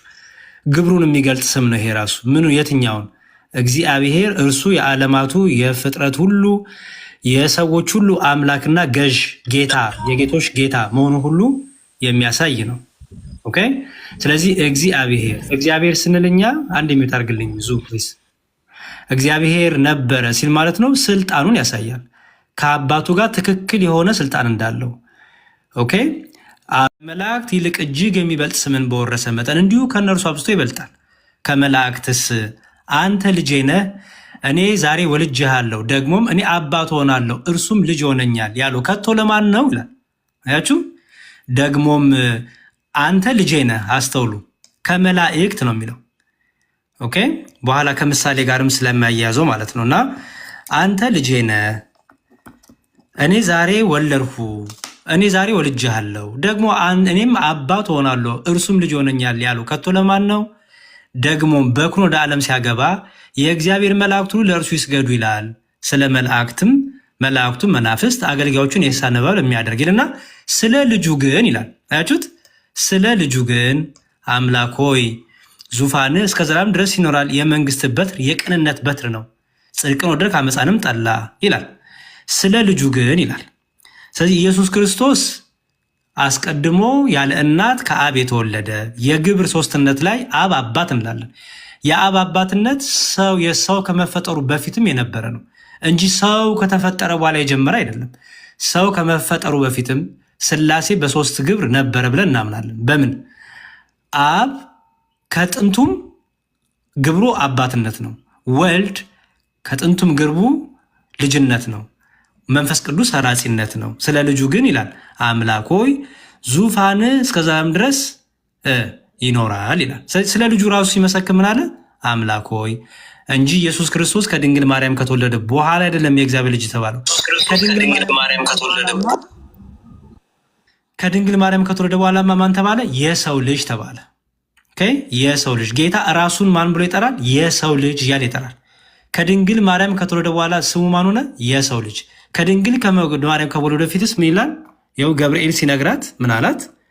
መልአኩ ቅዱስ ገብርኤል እሺ፣ ስለዚህ ደግሞ ከአንቺ የሚወለደው ቅዱስ የእግዚአብሔር ልጅ ይባላል። ገና ሳይወለድ የእግዚአብሔር ልጅ፣ ያ የሚወለደው ከአንቺ የሚወለደው ቅዱሱ የእግዚአብሔር ልጅ ነው አላት። ከተወለደ በኋላ ድንግል ማርያም ከተወለደ በኋላ ጌታ የሰው ልጅ ተብሎ ይጠራል። ስለዚህ አምላካችን ኢየሱስ ክርስቶስ 2 ልደታት አሉት ብለን እናምናለን እኛ ክርስቲያኖች። አንደኛው ቅድመ ዓለም ያለ እናት ከአብ ከባህሪው የተገኘ፣ እዚህ ውዳሴ ማርያማችን ላይ ከብርሃን የተገኘ ብርሃን፣ ከእውነተኛ አምላክ የተገኘ አምላክ፣ የተወለደ እንጂ ያልተፈጠረ እንላለን። ስለዚህ ቅድመ ልደቱ ይሄ ነው። ድህረ ልደቱ ደግሞ ምንድነው? ከድንግል ማርያም ያለ አባት በመንፈስ ቅዱስ ረቂቅ በሆነ ድንቅ ስራ ከድንግል ማርያም ተወለደ። ያ ደግሞ ምን ተባለ? የሰው ልጅ ተባለ። ስለዚህ ክርስቶስ ለዚህ ነው አንተ የእግዚአብሔር ልጅ ነህ አላለውም ቅዱስ ጴጥሮስ? አንተ የሕያው የእግዚአብሔር ልጁ ነህ አለው። ከዛ ክርስቶስ ምን አለ? የሰው ልጅ ብሎ ደግሞ ራሱን ሲጠራት ያላችሁ። ስለዚህ የሰው ልጅ ሲባል የድንግል ማርያም ልጅ ስለሆነ፣ የእግዚአብሔር ልጅ ሲባል ደግሞ አስቀድሞ ያለውን በግብር ያለውን የልጅነቱን ባህሪ ወይም ቅድመ ዓለም ያለ እናት ከአብ መወለዱን የሚያሳይ ነው። ዙ 23 አሁን ተመለስ ከሆነ ዮሐንስ ወንጌል ላይ የጠየቀኝ በመጀመሪያው ቃል ነበረ፣ ቃልም በእግዚአብሔር ዘንድ ነበር፣ ቃልም እግዚአብሔር ነበር የሚለው እግዚአብሔር ነበር የሚለው ግብርን የማያፋልስ እንደሆነ ገባ። አሁን የአብ አባትነትን፣ የወልድ ልጅነትን፣ የመንፈስ ቅዱስ ሰራጺነትን የሚያፋልስ ያው ነው። እንዲሁም ለምሳሌ በምን ደግሞ ላሳይ አንድ ቆይ። እንዲሁም አንድ ጥሩ ነገር ትዝ አለኝ። ኦሪት ዘፍጥረት ምዕራፍ 1 ላይ ቁጥር 26 እግዚአብሔርም አለ ይላል አይደለ? ዙ 23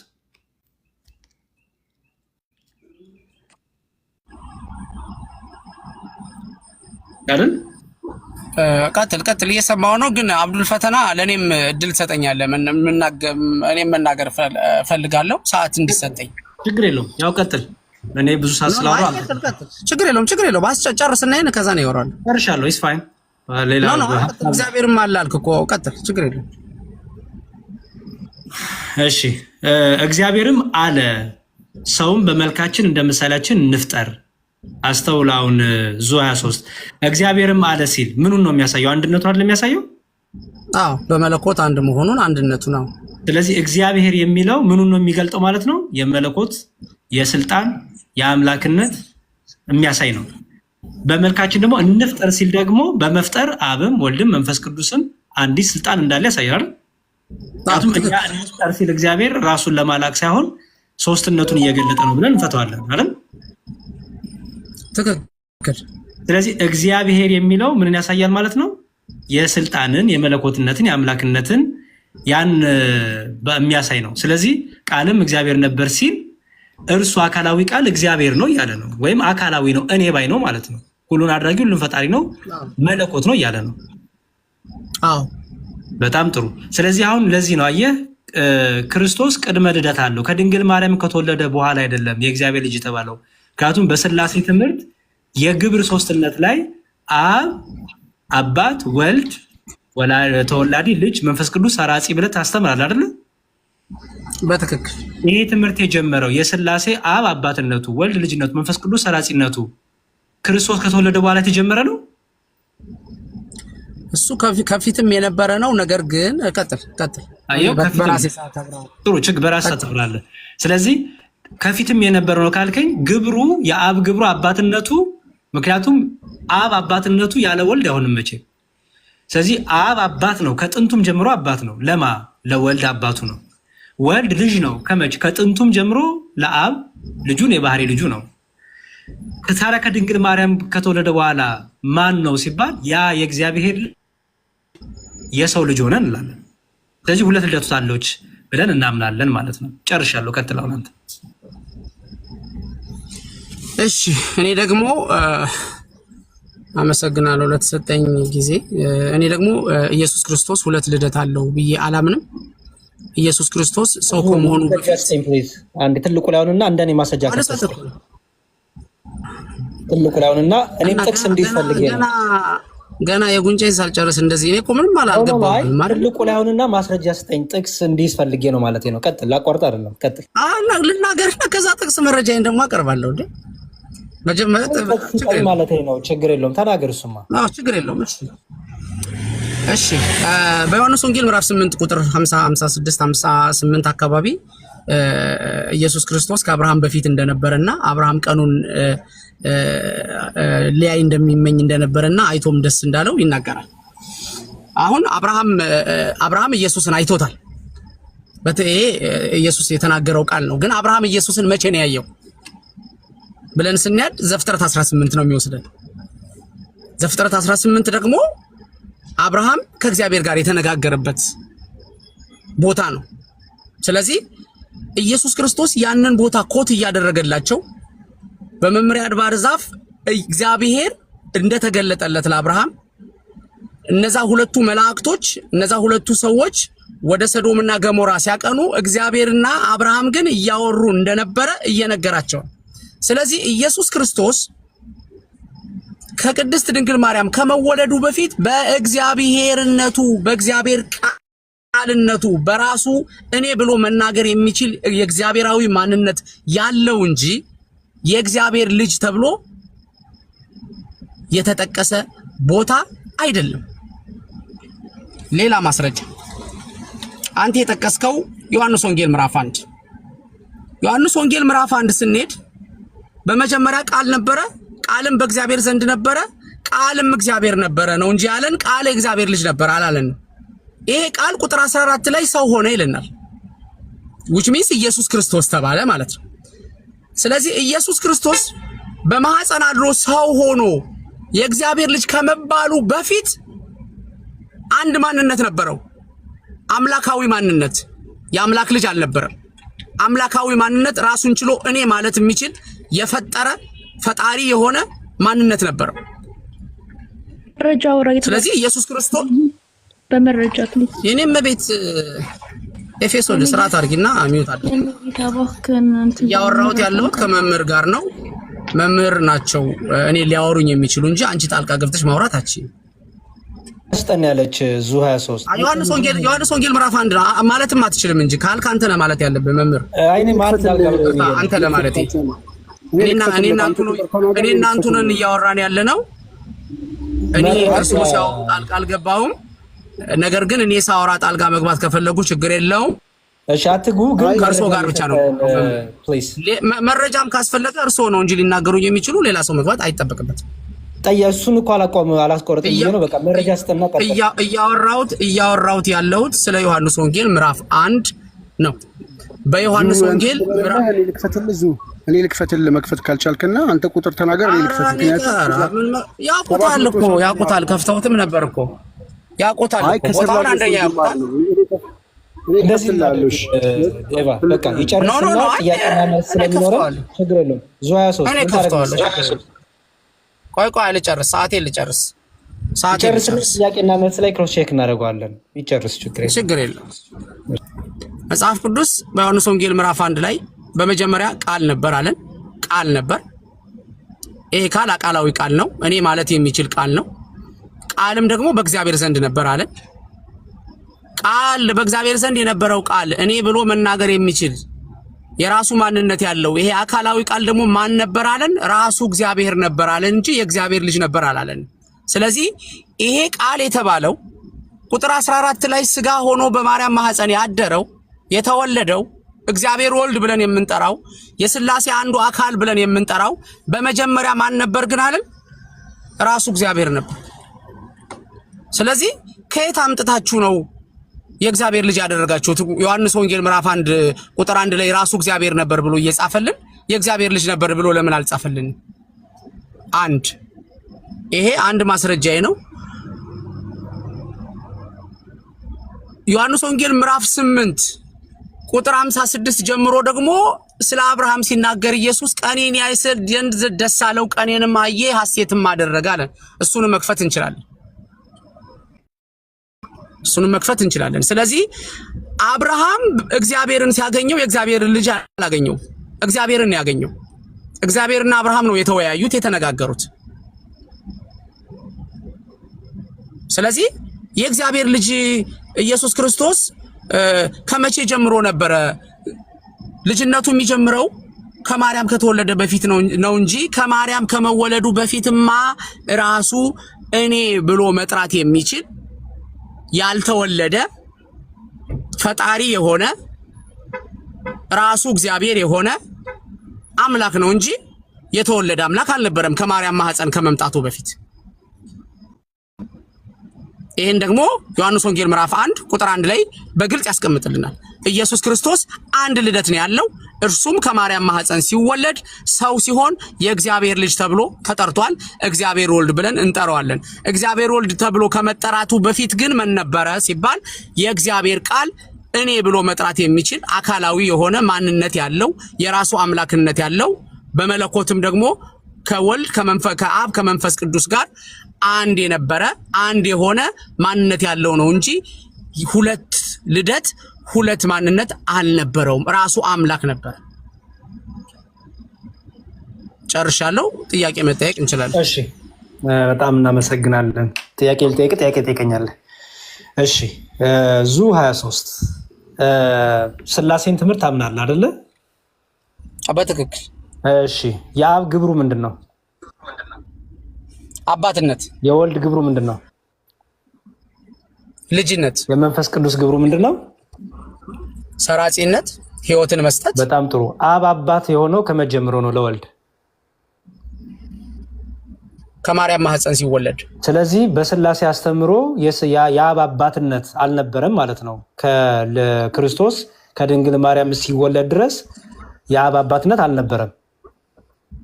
ኢየሱስ አልተወለደማ ከማርያም ከመወለዱ በፊት ኢየሱስ በቃል መልክ ራሱ ቃል ሆኖ ማንነቱ ነው። የጠየቁ ጥያቄ የአብ አባትነት ለወልድ ከድንግል ማርያም ክርስቶስ ከመወለዱ በፊት አልነበረም ነው የምትለው በአንተ ትምህርት? የአብ በአባትነት ባህሪነቱ ዘላለማዊ ቢሆንም የኢየሱስ ክርስቶስ ወልድነት ወይም የጠየቁን ስማኝ። የጠየቀኝ ነው እኮ የምመልስልህ። መልሴ ሊጥምም ላይመችም ይችላል። ነው ጥያቄን አድሬስ አድርግልኝ። ግብሩ ምንድን ነው ስልህ የአብ ግብሩ አባትነት፣ የወልድ ግብሩ ልጅነት፣ የመንፈስ ቅዱስ ግብሩ ሰራጺነት አልከኝ አይደል? ይሄ የአብ አባትነት የወልድ ልጅነት የጀመረው መቼ ነው? ባጭሩ የወልድ ልጅነት የጀመረው ከማርያም ማህፀን ራሱ እግዚአብሔር ሰው ሆኖ ሲወለድ ነው። ከዛ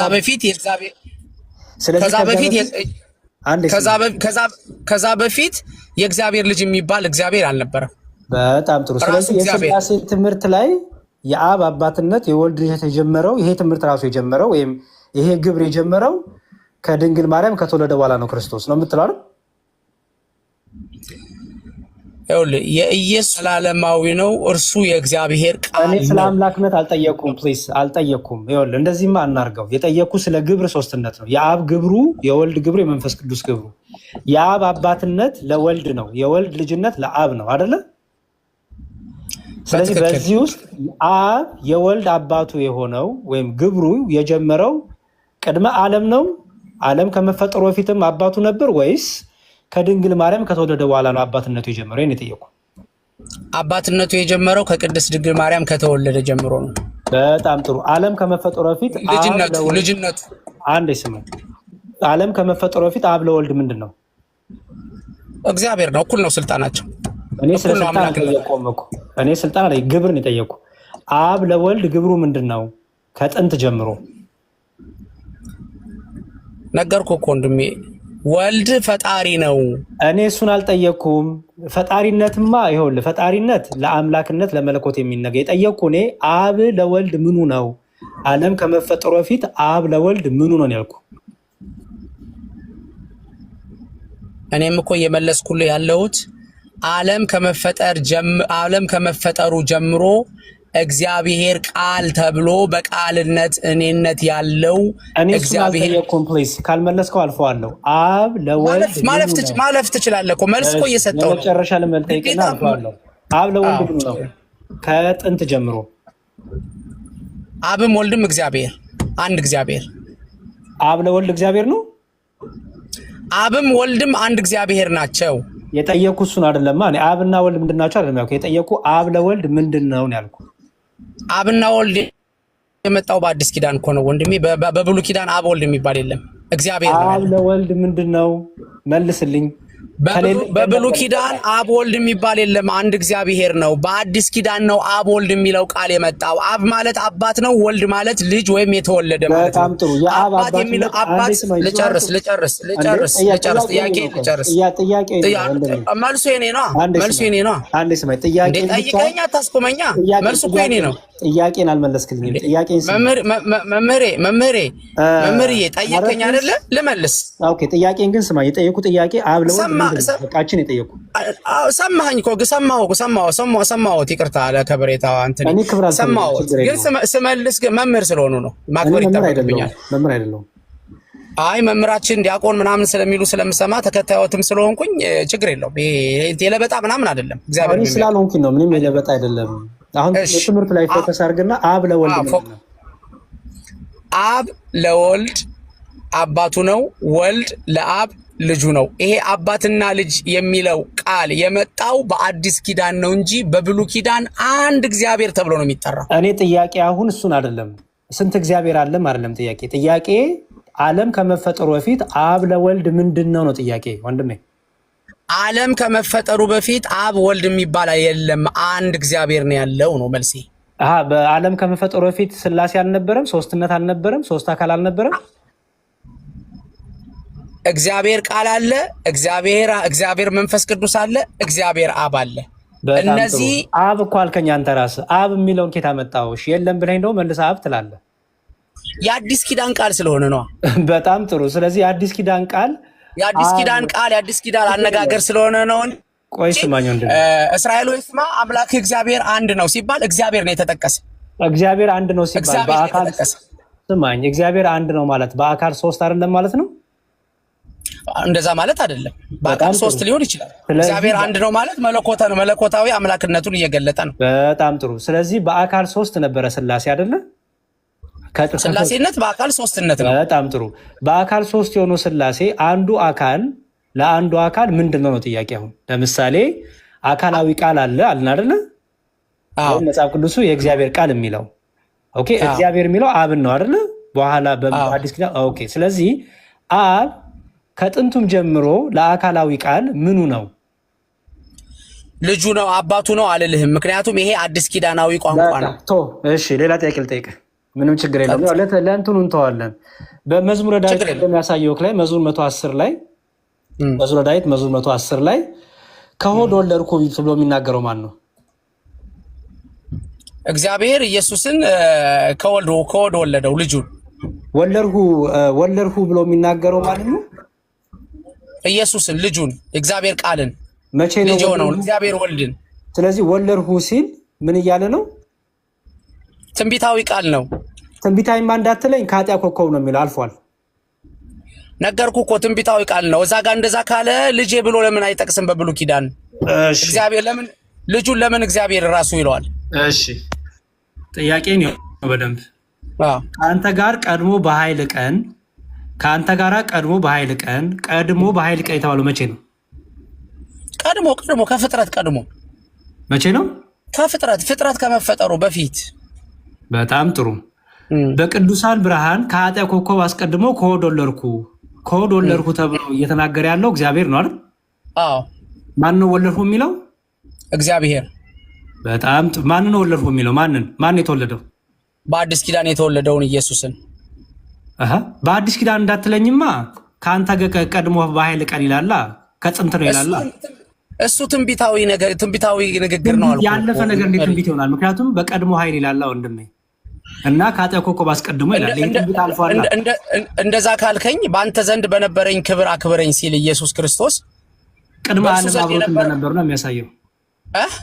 ቅድመ ዓለም አብሮት የነበረው እንደሆነ ያ ክብር ቅድመ ዓለም አብሮት እንደነበረ ነው። ያ ክብር የልጅነት ክብር ነው ወይስ የእግዚአብሔርነት ክብር? ይኸውልህ ወንድም ዓለም ልጅነት ግብር ነው እያለን እኮ ነው። ስማኝ አሁን ጠያቂውን ከአንተ ተመልሰህ ልጅነት ጊዜም እኮ አለኝ፣ የምጠይቅበት ጊዜ አለኝ። በጊዜ ጠይቃለህ። እንዲሁም ጥሩ አሁን ይመልስልኝ። ከኃጢያ ኮከብ የሚለው የወደፊት ወይስ ያለፈ? እሱ ያለፈ ነው። ከአንተ ጋር ቀድሞ በኃይል ቀን ያለፈ ወይስ የወደፊት? እሱ ያለፈ ነው። አስቀድሞ ከሆድ ወለድኩ የወደፊት ወይስ ያለፈ? አስቀድሞ ሆድ ወለድኩ ያለው ትንቢታዊ ቃል ነው። አስቀድሞ ብሎ ትንቢት አለ። አስቀድሞ ማለት ነው ንገረኝ እስቲ። ስለዚህ በዚህ ቃል መሰረት ኢየሱስ አስቀድሞ ተወልዷል ያልከኝ ይሄ ቃሉን ብቻ ፍታው። አንተ አልካት በለኝ፣ ቃሉን ፍታው። አስቀድሞ የሚለው የወደፊት ወይስ ያለፈ? ነገርኩ። እሱ ትንቢታዊ ንግግር ነው። የልጁ ስም ማን ነው ይላል ምሳሌ ላይ የልጁ ስም ማን ነው ሲል መልስልኝ ፕሊዝ። አስቀድሞ ሲል ያለፈ ነው ወይስ የወደፊት ነው? መለስኩልህ እኮ። ካልተበጨ መምሬ በልዩነት ማለት እንችላለን። ጥሩ በቃ ለሰው እየተውኩት ይደላል። ምሳሌ 8 ላይ ሄድና ጥያቄ እናጠቃላለሁ። ምሳሌ 8 ላይ ምን የሚል ቃል አለ? ምሳሌ 8:24 ላይ ምሳሌ 8:24 ከጥንቱ ከዘላለም ጀምሮ ተሾምኩ፣ ምድርን ከመፈጠሩ አስቀድሞ ቀላያት ገና ሳይኖሩ እኔ ተወለድኩ፣ የውሃ ምንጮችም ገና ሳይፈልቁ ይላል። ተራሮች ገና ሳይመሰረቱ ኮረቶች በፊት እኔ ተወለድኩ። ማን ነው ይሄ? ኢየሱስ።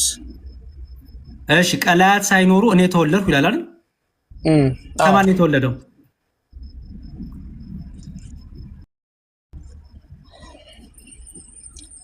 ከእግዚአብሔር ተወለድኩ ይላል። እኔን ተወኝ ወንድሜ፣ ከማን የተወለደው የጠየቅኩ ነው አንተን። እንዴ ከእግዚአብሔር የሚል አሳየኛ። እኔ ከማን እንደሆነ ንገረኛ አንተ። እኔ ለምን እነግርሃለሁ? አንተን እየጠየኩህ እኮ ነው። ከማን ተወለድኩ የሚለው ከማን ነው የተወለደው? ተወለድኩ እያለ እየተናገረ ነው ጌታ። ከማን የተወለደው? የእግዚአብሔር ልጅ ሆኖ መምጣቱን እየተናገረ ነው። ይሄ እኮ ያለፈ ነው። ቀላያት ገና ሳይኖሩ ነው የሚለው። ፍጥረት ከመፈጠሩ በፊት ነው የሚለው። ነግሬሃለሁ። ከቅድሙ ጋር መልሱ አንድ ነው። አሁን ቦታውን ቀያየርከው እንጂ ምሳሌ ውስጥ ገባህ እንጂ ከመዝሙር ወደ ምሳሌ ገባህ እንጂ መልሱ አንድ ነው። ቀላያት ሳይኖሩ ማለት የወደፊት ነው ወይስ ያለፈ ነው? እሱ ሁሉም የወደፊት ነው አልኩ። ያለፈ ነው። ሁሉም ያለፈ ነው። ስለዚህ እኔ ተወለድኩ የሚለው ያለፈ ነው ወይስ የወደፊት ነው?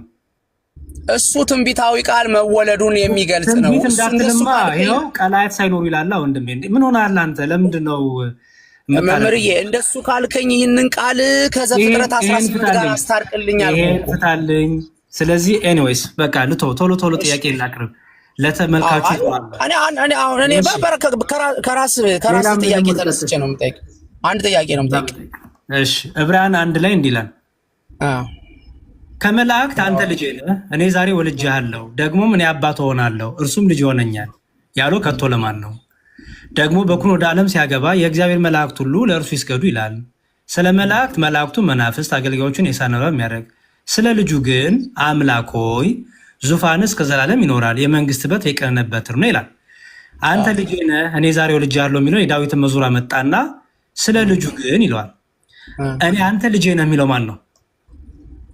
እግዚአብሔር አዲስ ኪዳናዊ ንግግር ነው። እግዚአብሔር አብ፣ እግዚአብሔር ወልድ። በጣም ዛሬ ወልጄሃለሁ የሚለው መቼ ነው? ስለተወለደ ነው። መቼ ነው? ሲወለድ፣ ከድንግል ማርያም ሲወለድ። በእርሱ ደስ የሚለኝ የምወደው ልጄ እርሱ ነው። እርሱ እኔ ይሄን የጠየቀው ወንድሜ፣ ይሄ እኮ የመጣው ከመዝሙረ ዳዊት ነው። ምን ሆነሃል? እኔ ከመዝሙረ ዳዊት ቃሉን ያምጣው እንጂ ጸሐፊው ከመላእክትስ ብሎን አይደለ? ከመላእክትስ እርሱም የክብሩ መንጸባረቅና የባህሪው ምሳሌ የሆኑ ሁሉም በስልጣኑ እየደገፈ ኃጢአታችንን በራሱ ካነጻ በኋላ በሰማይ በግርማው ተቀመጠ። ከመላእክት ይልቅ እጅግ የሚበልጥ ስምን በወረሰ መጠን እንዲሁ ከእነርሱ አብዝቶ ይበልጣል። ኦኬ። ከመላእክት ይልቅ እጅግ የሚበልጥ ስምን በወረሰ መጠን። ከመላእክትስ አንተ ልጄ ነህ። ከመላእክት እጅግ የሚበልጥ ስም በወረሰ መጠን መቼ ነው? ከመላእክት የበለጠ ስም ወረሰ የሚለው መቼ ነው? ኢየሱስ ተብሎ ሲጠራ ከስሞች ሁሉ በላይ ስም የተሰጠው ኢየሱስ የሚለው ስም ነው። ኢየሱስ ተብሎ ሲጠራ አንተ ልጄ ነህ የሚለው ከመላእክት ከተፈጠሩ በኋላ ነው። ኢየሱስ ተብሎ ሲጠራ ነው። እኔ ጠየቁ አንተ ልጄ ነህ። ምክንያቱም ይሄን ነው ሊያመጣና የሚለመሳ ከመላእክትስ አንተ ልጄ ነህ። አየህ፣ ይሄ ነው ስሙ። አንተ ልጄ ነህ። እኔ ልጄ ወልጃለሁ። በምን እየጠራው እንደሆነ ነው። በምን እየጠራው እንደሆነ ነው። አንተ ልጄ ነህ። ምክንያቱም ይላል ከመላእክትስ ይላል ከላይ ከመላእክት ይልቅ እጅግ የሚበስም በወረሰ መጠን እንዲሁ ከእነርሱ አብዝቶ ይበልጣልና ከመላእክትስ ይላል። አምጥቷየው ከመላእክትስ አንተ ልጄ ነህ፣ እኔ ዛሬ ወልጄሃለሁ፣ ደግሞም እኔ አባት ሆናለሁ፣ እርሱም ልጅ ይሆነኛል ያለው ከቶ ለማን ነው ይላል? ለኢየሱስ። ኖ እሱ ለኢየሱስ ነው፣ ለማንም አይደለም። እሺ አንተ ልጄ ነህ ዛሬ ወልጄሃለሁ የሚለው ከመዝሙረ ዳዊት የተወሰደ ነው አይደለ? ስለዚህ ዛሬ ከመዝሙረ ዳዊት ትንቢታዊ ንግግር። በጣም ጥሩ። ያ ትንቢታዊ ንግግር ላይ በትንቢት የተቀመጠው ላይ ይሄን ዳዊት ሲያስቀምጠው ከአጥቢያ ኮከብ አስቀድሞ ከሆድ ወለድኩ የሚለው ነው አይደለ የመጣው? መወለዱን ኢየሱስ ክርስቶስ ከቅድስት ድንግል ማርያም እንደሚወለድ ትንቢታዊ ቃል። ከአጥቢያ ኮከብ አስቀድሞ የሚለው ከቅድስት ድንግል ማርያም ማለት ነው እንዴ? ከሆድ ወለድኩ ውስጥ ለኝ እግዚአብሔር ሆድ አለው እንዴ? ስለዚህ እሱንም ደግሞ መፍታት አለብኝ ማለት ነው። ከሆድ ወለድኩ የሚለው ልፍታል። እሱ ከሆድ ወለድኩ ሲል እግዚአብሔር ከሆድ ነው የወለደው የእግዚአብሔር ወልድን። ስለዚህ ዳዊት ሆድ እያለ ነው ወንድሜ። ስለ ማርያም ማህፀን እያወራ ነው። ከማርያም ማህፀን ሲወጣ ኢየሱስ። ኧረ ተው። ምክንያቱም የሚለው ይኸው መዝሙረ ዳዊት መዝሙረ 10 የሚለው ከድንግል ማርያም ማለት ከቅዱሳን ብርሃን በቀን ኃይል ከአጥቢያ ኮከብ አስቀድሞ ነው የሚለው። ከአጥቢያ ኮከብ አስቀድሞ ማለት ከድንግል ማርያም ማለት ነው። አልወጣኝም። ከሆድ እኮ ከአጥቢያ ኮከብ አስቀድሞ ከሆድ ወለድኩ ማለት ከድንግል ማርያም ማለት ነው ወይ? ከሆድ ወለድኩ ሲል ኢየሱስ ክርስቶስ ከቅድስት ድንግል ማርያም ሰው ሆኖ መወለዱንና የእግዚአብሔር ልጅ መባሉን ነው። ከኃጢአት ኮከብ አስቀድሞ ነው የሚለው እሱ ትንቢታዊ ንግግር ነው አልኩ። እሱ ትንቢታዊ። እሺ እንደሱ ካልከኝ ሆድ ወለድኩ ሲል ሌላ የመጨረሻ ጠይቅና ላብቃ። በቃ ጨረስኩ። ምክንያቱም ምንም ሰርክል ነው የምንሰራው። አንድ ጠይቅና በቃ ለአንተ ደግሞ እድል እሰጥሃለሁ። እሺ እሺ ዕብራን ገላትያ 4:4 ላይ እንዲህ ይላል። ገላትያ 4:4 እሺ ነገር ግን የዘመኑ ፍጻሜ በደረሰ ጊዜ እግዚአብሔር ከሴት የተወለደውን ከሕግም በታች የተወለደውን ልጁን ላከው ይላል። ኦኬ የዘመኑ ፍጻሜ በደረሰ ጊዜ እግዚአብሔር ከሴት የተወለደውን ከሕግም በታች የተወለደውን ልጁን ላከው ይላል። ልጁ ከመምጣቱ በፊት ነው። ልጁ ማን ነው እዚህ ጋር ልጅ የተባለው? እንዲሁም ልጁ ማን ነው እዚህ ጋር? ኢየሱስ። ኦኬ ልጁን ላከው ሲል ከተወለደ በኋላ ነው የእግዚአብሔር ልጅ የተባለው ወይስ ከመወለዱ በፊት ከመምጣቱ በፊትም የእግዚአብሔር ልጅ ይባላል? ከመምጣቱ በፊት ራሱ እግዚአብሔር ነው፣ ሲወለድ የእግዚአብሔር ልጅ። እዚህ ጋር ግን ልጁን ላከው ነው። ልጁን ላከው ነው። ጸሐፊው ነው ልጁን ላከ ያለህ። የጸሐፊው ልጁን ላከ ብሎ ሲጽፍልህ፣ አዎ ጸሐፊው ልጁን ላከ ብሎ ሲልክልህ ኢየሱስ ክርስቶስ የእግዚአብሔር ልጅ እንደሆነ ስለሚያምን ነው ጳውሎስ የእግዚአብሔር ልጅ ላከ ብሎ የጻፈው እንጂ ከመወለዱ ከማርያም ከመወለዱ አዳምጥተው። አሁን እኮ ትጠይቀኝና ስመልስ ታስቆመኛለህ። አይደለም የማይሆን ነገር እያወራ ስለሆነ ነው። የእግዚአብሔር ልጅ ባይመችም መስማት አለብህ መልሴን። እሺ ስማኝ አንዴ። አሁን እኔ አሁን ስጠይቅህ አላስቆምህም። ኧረ አንዴ ስማኝ። ክርስቶስ የእግዚአብሔር ልጅ የተባለው ከድንግል ማርያም ከተወለደ በኋላ ነው እንጂ የእግዚአብሔር ልጅ አይባልም ነው አይደል አቋምህ አንተ? ራሱ ከድንግል ማርያም ከመወለዱ በፊት ራሱ እግዚአብሔር ነበር። የእግዚአብሔር ልጅ አይባልም ነው የምትለው አይደል? የእግዚአብሔር ልጅ አልነበረም፣ ራሱ እግዚአብሔር ነበር። በጣም ጥሩ። እዚህ ጋር ልጁን ላከ የሚለው አብ ማን ነው ላኪው? ልጁን አብ ነው አይደል ላከው? እዚህ ጋር ልጁን ላከ ብሎ ሲጽፈው ኢየሱስ ክርስቶስ ልጁ ነው ከተላከ በኋላ። ጥያቄን ቀጥል ወንድሜ። በቃ ጨርሻለሁ። ጥያቄን ቀጥል። እንደኔ ጥቅስ እያወጣ ጠይቀኝ ፕሊዝ። መዝሙር ያሬድ አትከፍትም እንዴ? እከፍታለሁ እኮ እኔ ይዞኝ እኮ ነው። በቃ አይ እኔ ጥያቄ አለኝ ነዝዙ እሳችን በቁርአን ዙሪያ ነበር። ያው ወንድማችን መጥቶ አይ እኔ ጥያቄ አንድ ችግር የለውም ዛያሱት ችግር የለውም። ስለዚህ ለዘጋ ከሆነም ችግር የለውም። አይ ምንም ግዴታ አይደለም። ጥያቄ ግን ወደ ማርያም ስግደት ነው የምመለሰው። ወደ መጀመሪያዋ ጥያቄ ነው የምመለሰው። ወደ ማርያም ስግደት የምትመለስ ከሆነ ግን እኔ ዞዞ ዝጋ ጥያቄ አለኝ ተስተናግደኝ። እኔ ወደ ስግደቷ ነው የምመለሰው። እሺ ወደ ስግደቷ የምትመለስ ከሆነ እዚህ ላይ ጥያቄ ልጠይቅህ ሳትመለስ ማለት ነውና ችግር የለም። አሁን ገላትያ 4 ላይ የተናገረው ላይ ወንድማችን እየሰማ ከሆነ ገላትያ 4 ላይ ቃሉን ላከ ነው ወይስ ልጁን ላከ ነው የሚለው? ልጁን ላከ። አስቀድሞ ምን ነበር ይላል? ልጁ ነው አይደል ላከው? ግን ቃሉን ላከ አይደለም። እናንብበው ልጁ ኦልሬዲ እኮ ጸሐፊው ሲጻፍ ኢየሱስ የእግዚአብሔር ልጅ ነው። ተረጋጋ። በመዝሙር ያሬድ እንዳወራኸው እንትን ድምፅ አድርገህ እኔን አታወራኝ ብራዘር። አንቺ ማነሽ እንዴ? አንቺም እሱም ለኔ አንድ ናቸው እኮ። ጋር ተጫዋለ አስብላ አወራ። አልጮኩም። ድምጼ ነው ድምጼ ነው። ልጁን ላከ ነው። እሺ ልጁን ላከ ነው የሚለው። እሺ አሁን ደግሞ ጥያቄ እዛው ላይ መዝሙረኛ ዳዊት መዝሙር 110 ከቁጥር 4 ላይ ያለው ሳልመልስልሽ ዘለልሽ እኮ ኤፊ ዘለልሽ እኮ ገና በቃ ልጁን ላከው አልክ መለስኩልኝ። ልጁን ላከው አልመለስኩልሽም። ራሱ እግዚአብሔር ነው ልጅ ሆነው። አልመለስኩልሽም። አላልኩሽም እኔ ምን መመለሱ ሲገባህ ነው አላልኩሽም የምትለው? እግዚአብሔር ነው የእግዚአብሔር ልጅ ሆነው። መልሱ እግዚአብሔር የእግዚአብሔር ልጅ ሆነ። ለስኪልኝ በቃ ታጨቃጭቀኝ። አንዴ ቃል የቅድም የተናገርካቸው እነዚህ የምሳሌውንም እንዲሁም ደግሞ የመዝሙረ ዳዊትም ትንቢቶች ናቸው ብለሃል። ትንቢቱ የተፈጸመበት መረጃ ስጠኝ ቶሎ በል። ሉቃስ ገብርኤል መጣና እነሆ ትጸንሻለሽ፣ ወንድ ልጅንም ትወልጃለሽ፣ ስሙንም ኢየሱስ ትይዋለሽ፣ እርሱም የልዑል ልጅ ይባላል አላት። እየተደማመጥን ብራዘር ያ እዛች ጋር እየተናገረ ያለው አሁን ምንድን ያልከው ያንን ትንቢት ነው ብለሃል። አሁን ደግሞ የሉቃስ ወንጌልን ያመጣ የሉቃስ ወንጌልን እዛ ላይ ከአጥቢያ ኮከብ በፊት አስቀድሞ ነው የተወለደው። እዛ ላይ የወለደችው ማርያም እሱን ዳዊትን ሂጂና ጠይቂው። በቃ ጨርሰናል። ይሄ ነው በቃ ያንተ እውቀት። ኢየሱስ የተወለደው ከማርያም ነው። በቃ አንቺ ምታድርጊ ማነሽ? አንቺ ቤቱ የአብዱል ፈተና ነው። ጊዜው የኔ ነው። ጥያቄ ልጠይቅ ሚውት አድርጊ። በቃ ችግር የለውም።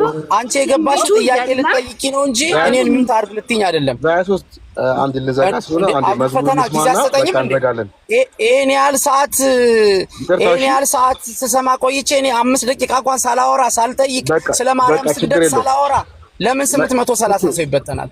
አይ ነገም አለን እኮ ነገም አለን። ኖ አንድ መዝሙር እንስማና ችግር የለውም። ከዛ በኋላ እንትን ይበል አብዱዬ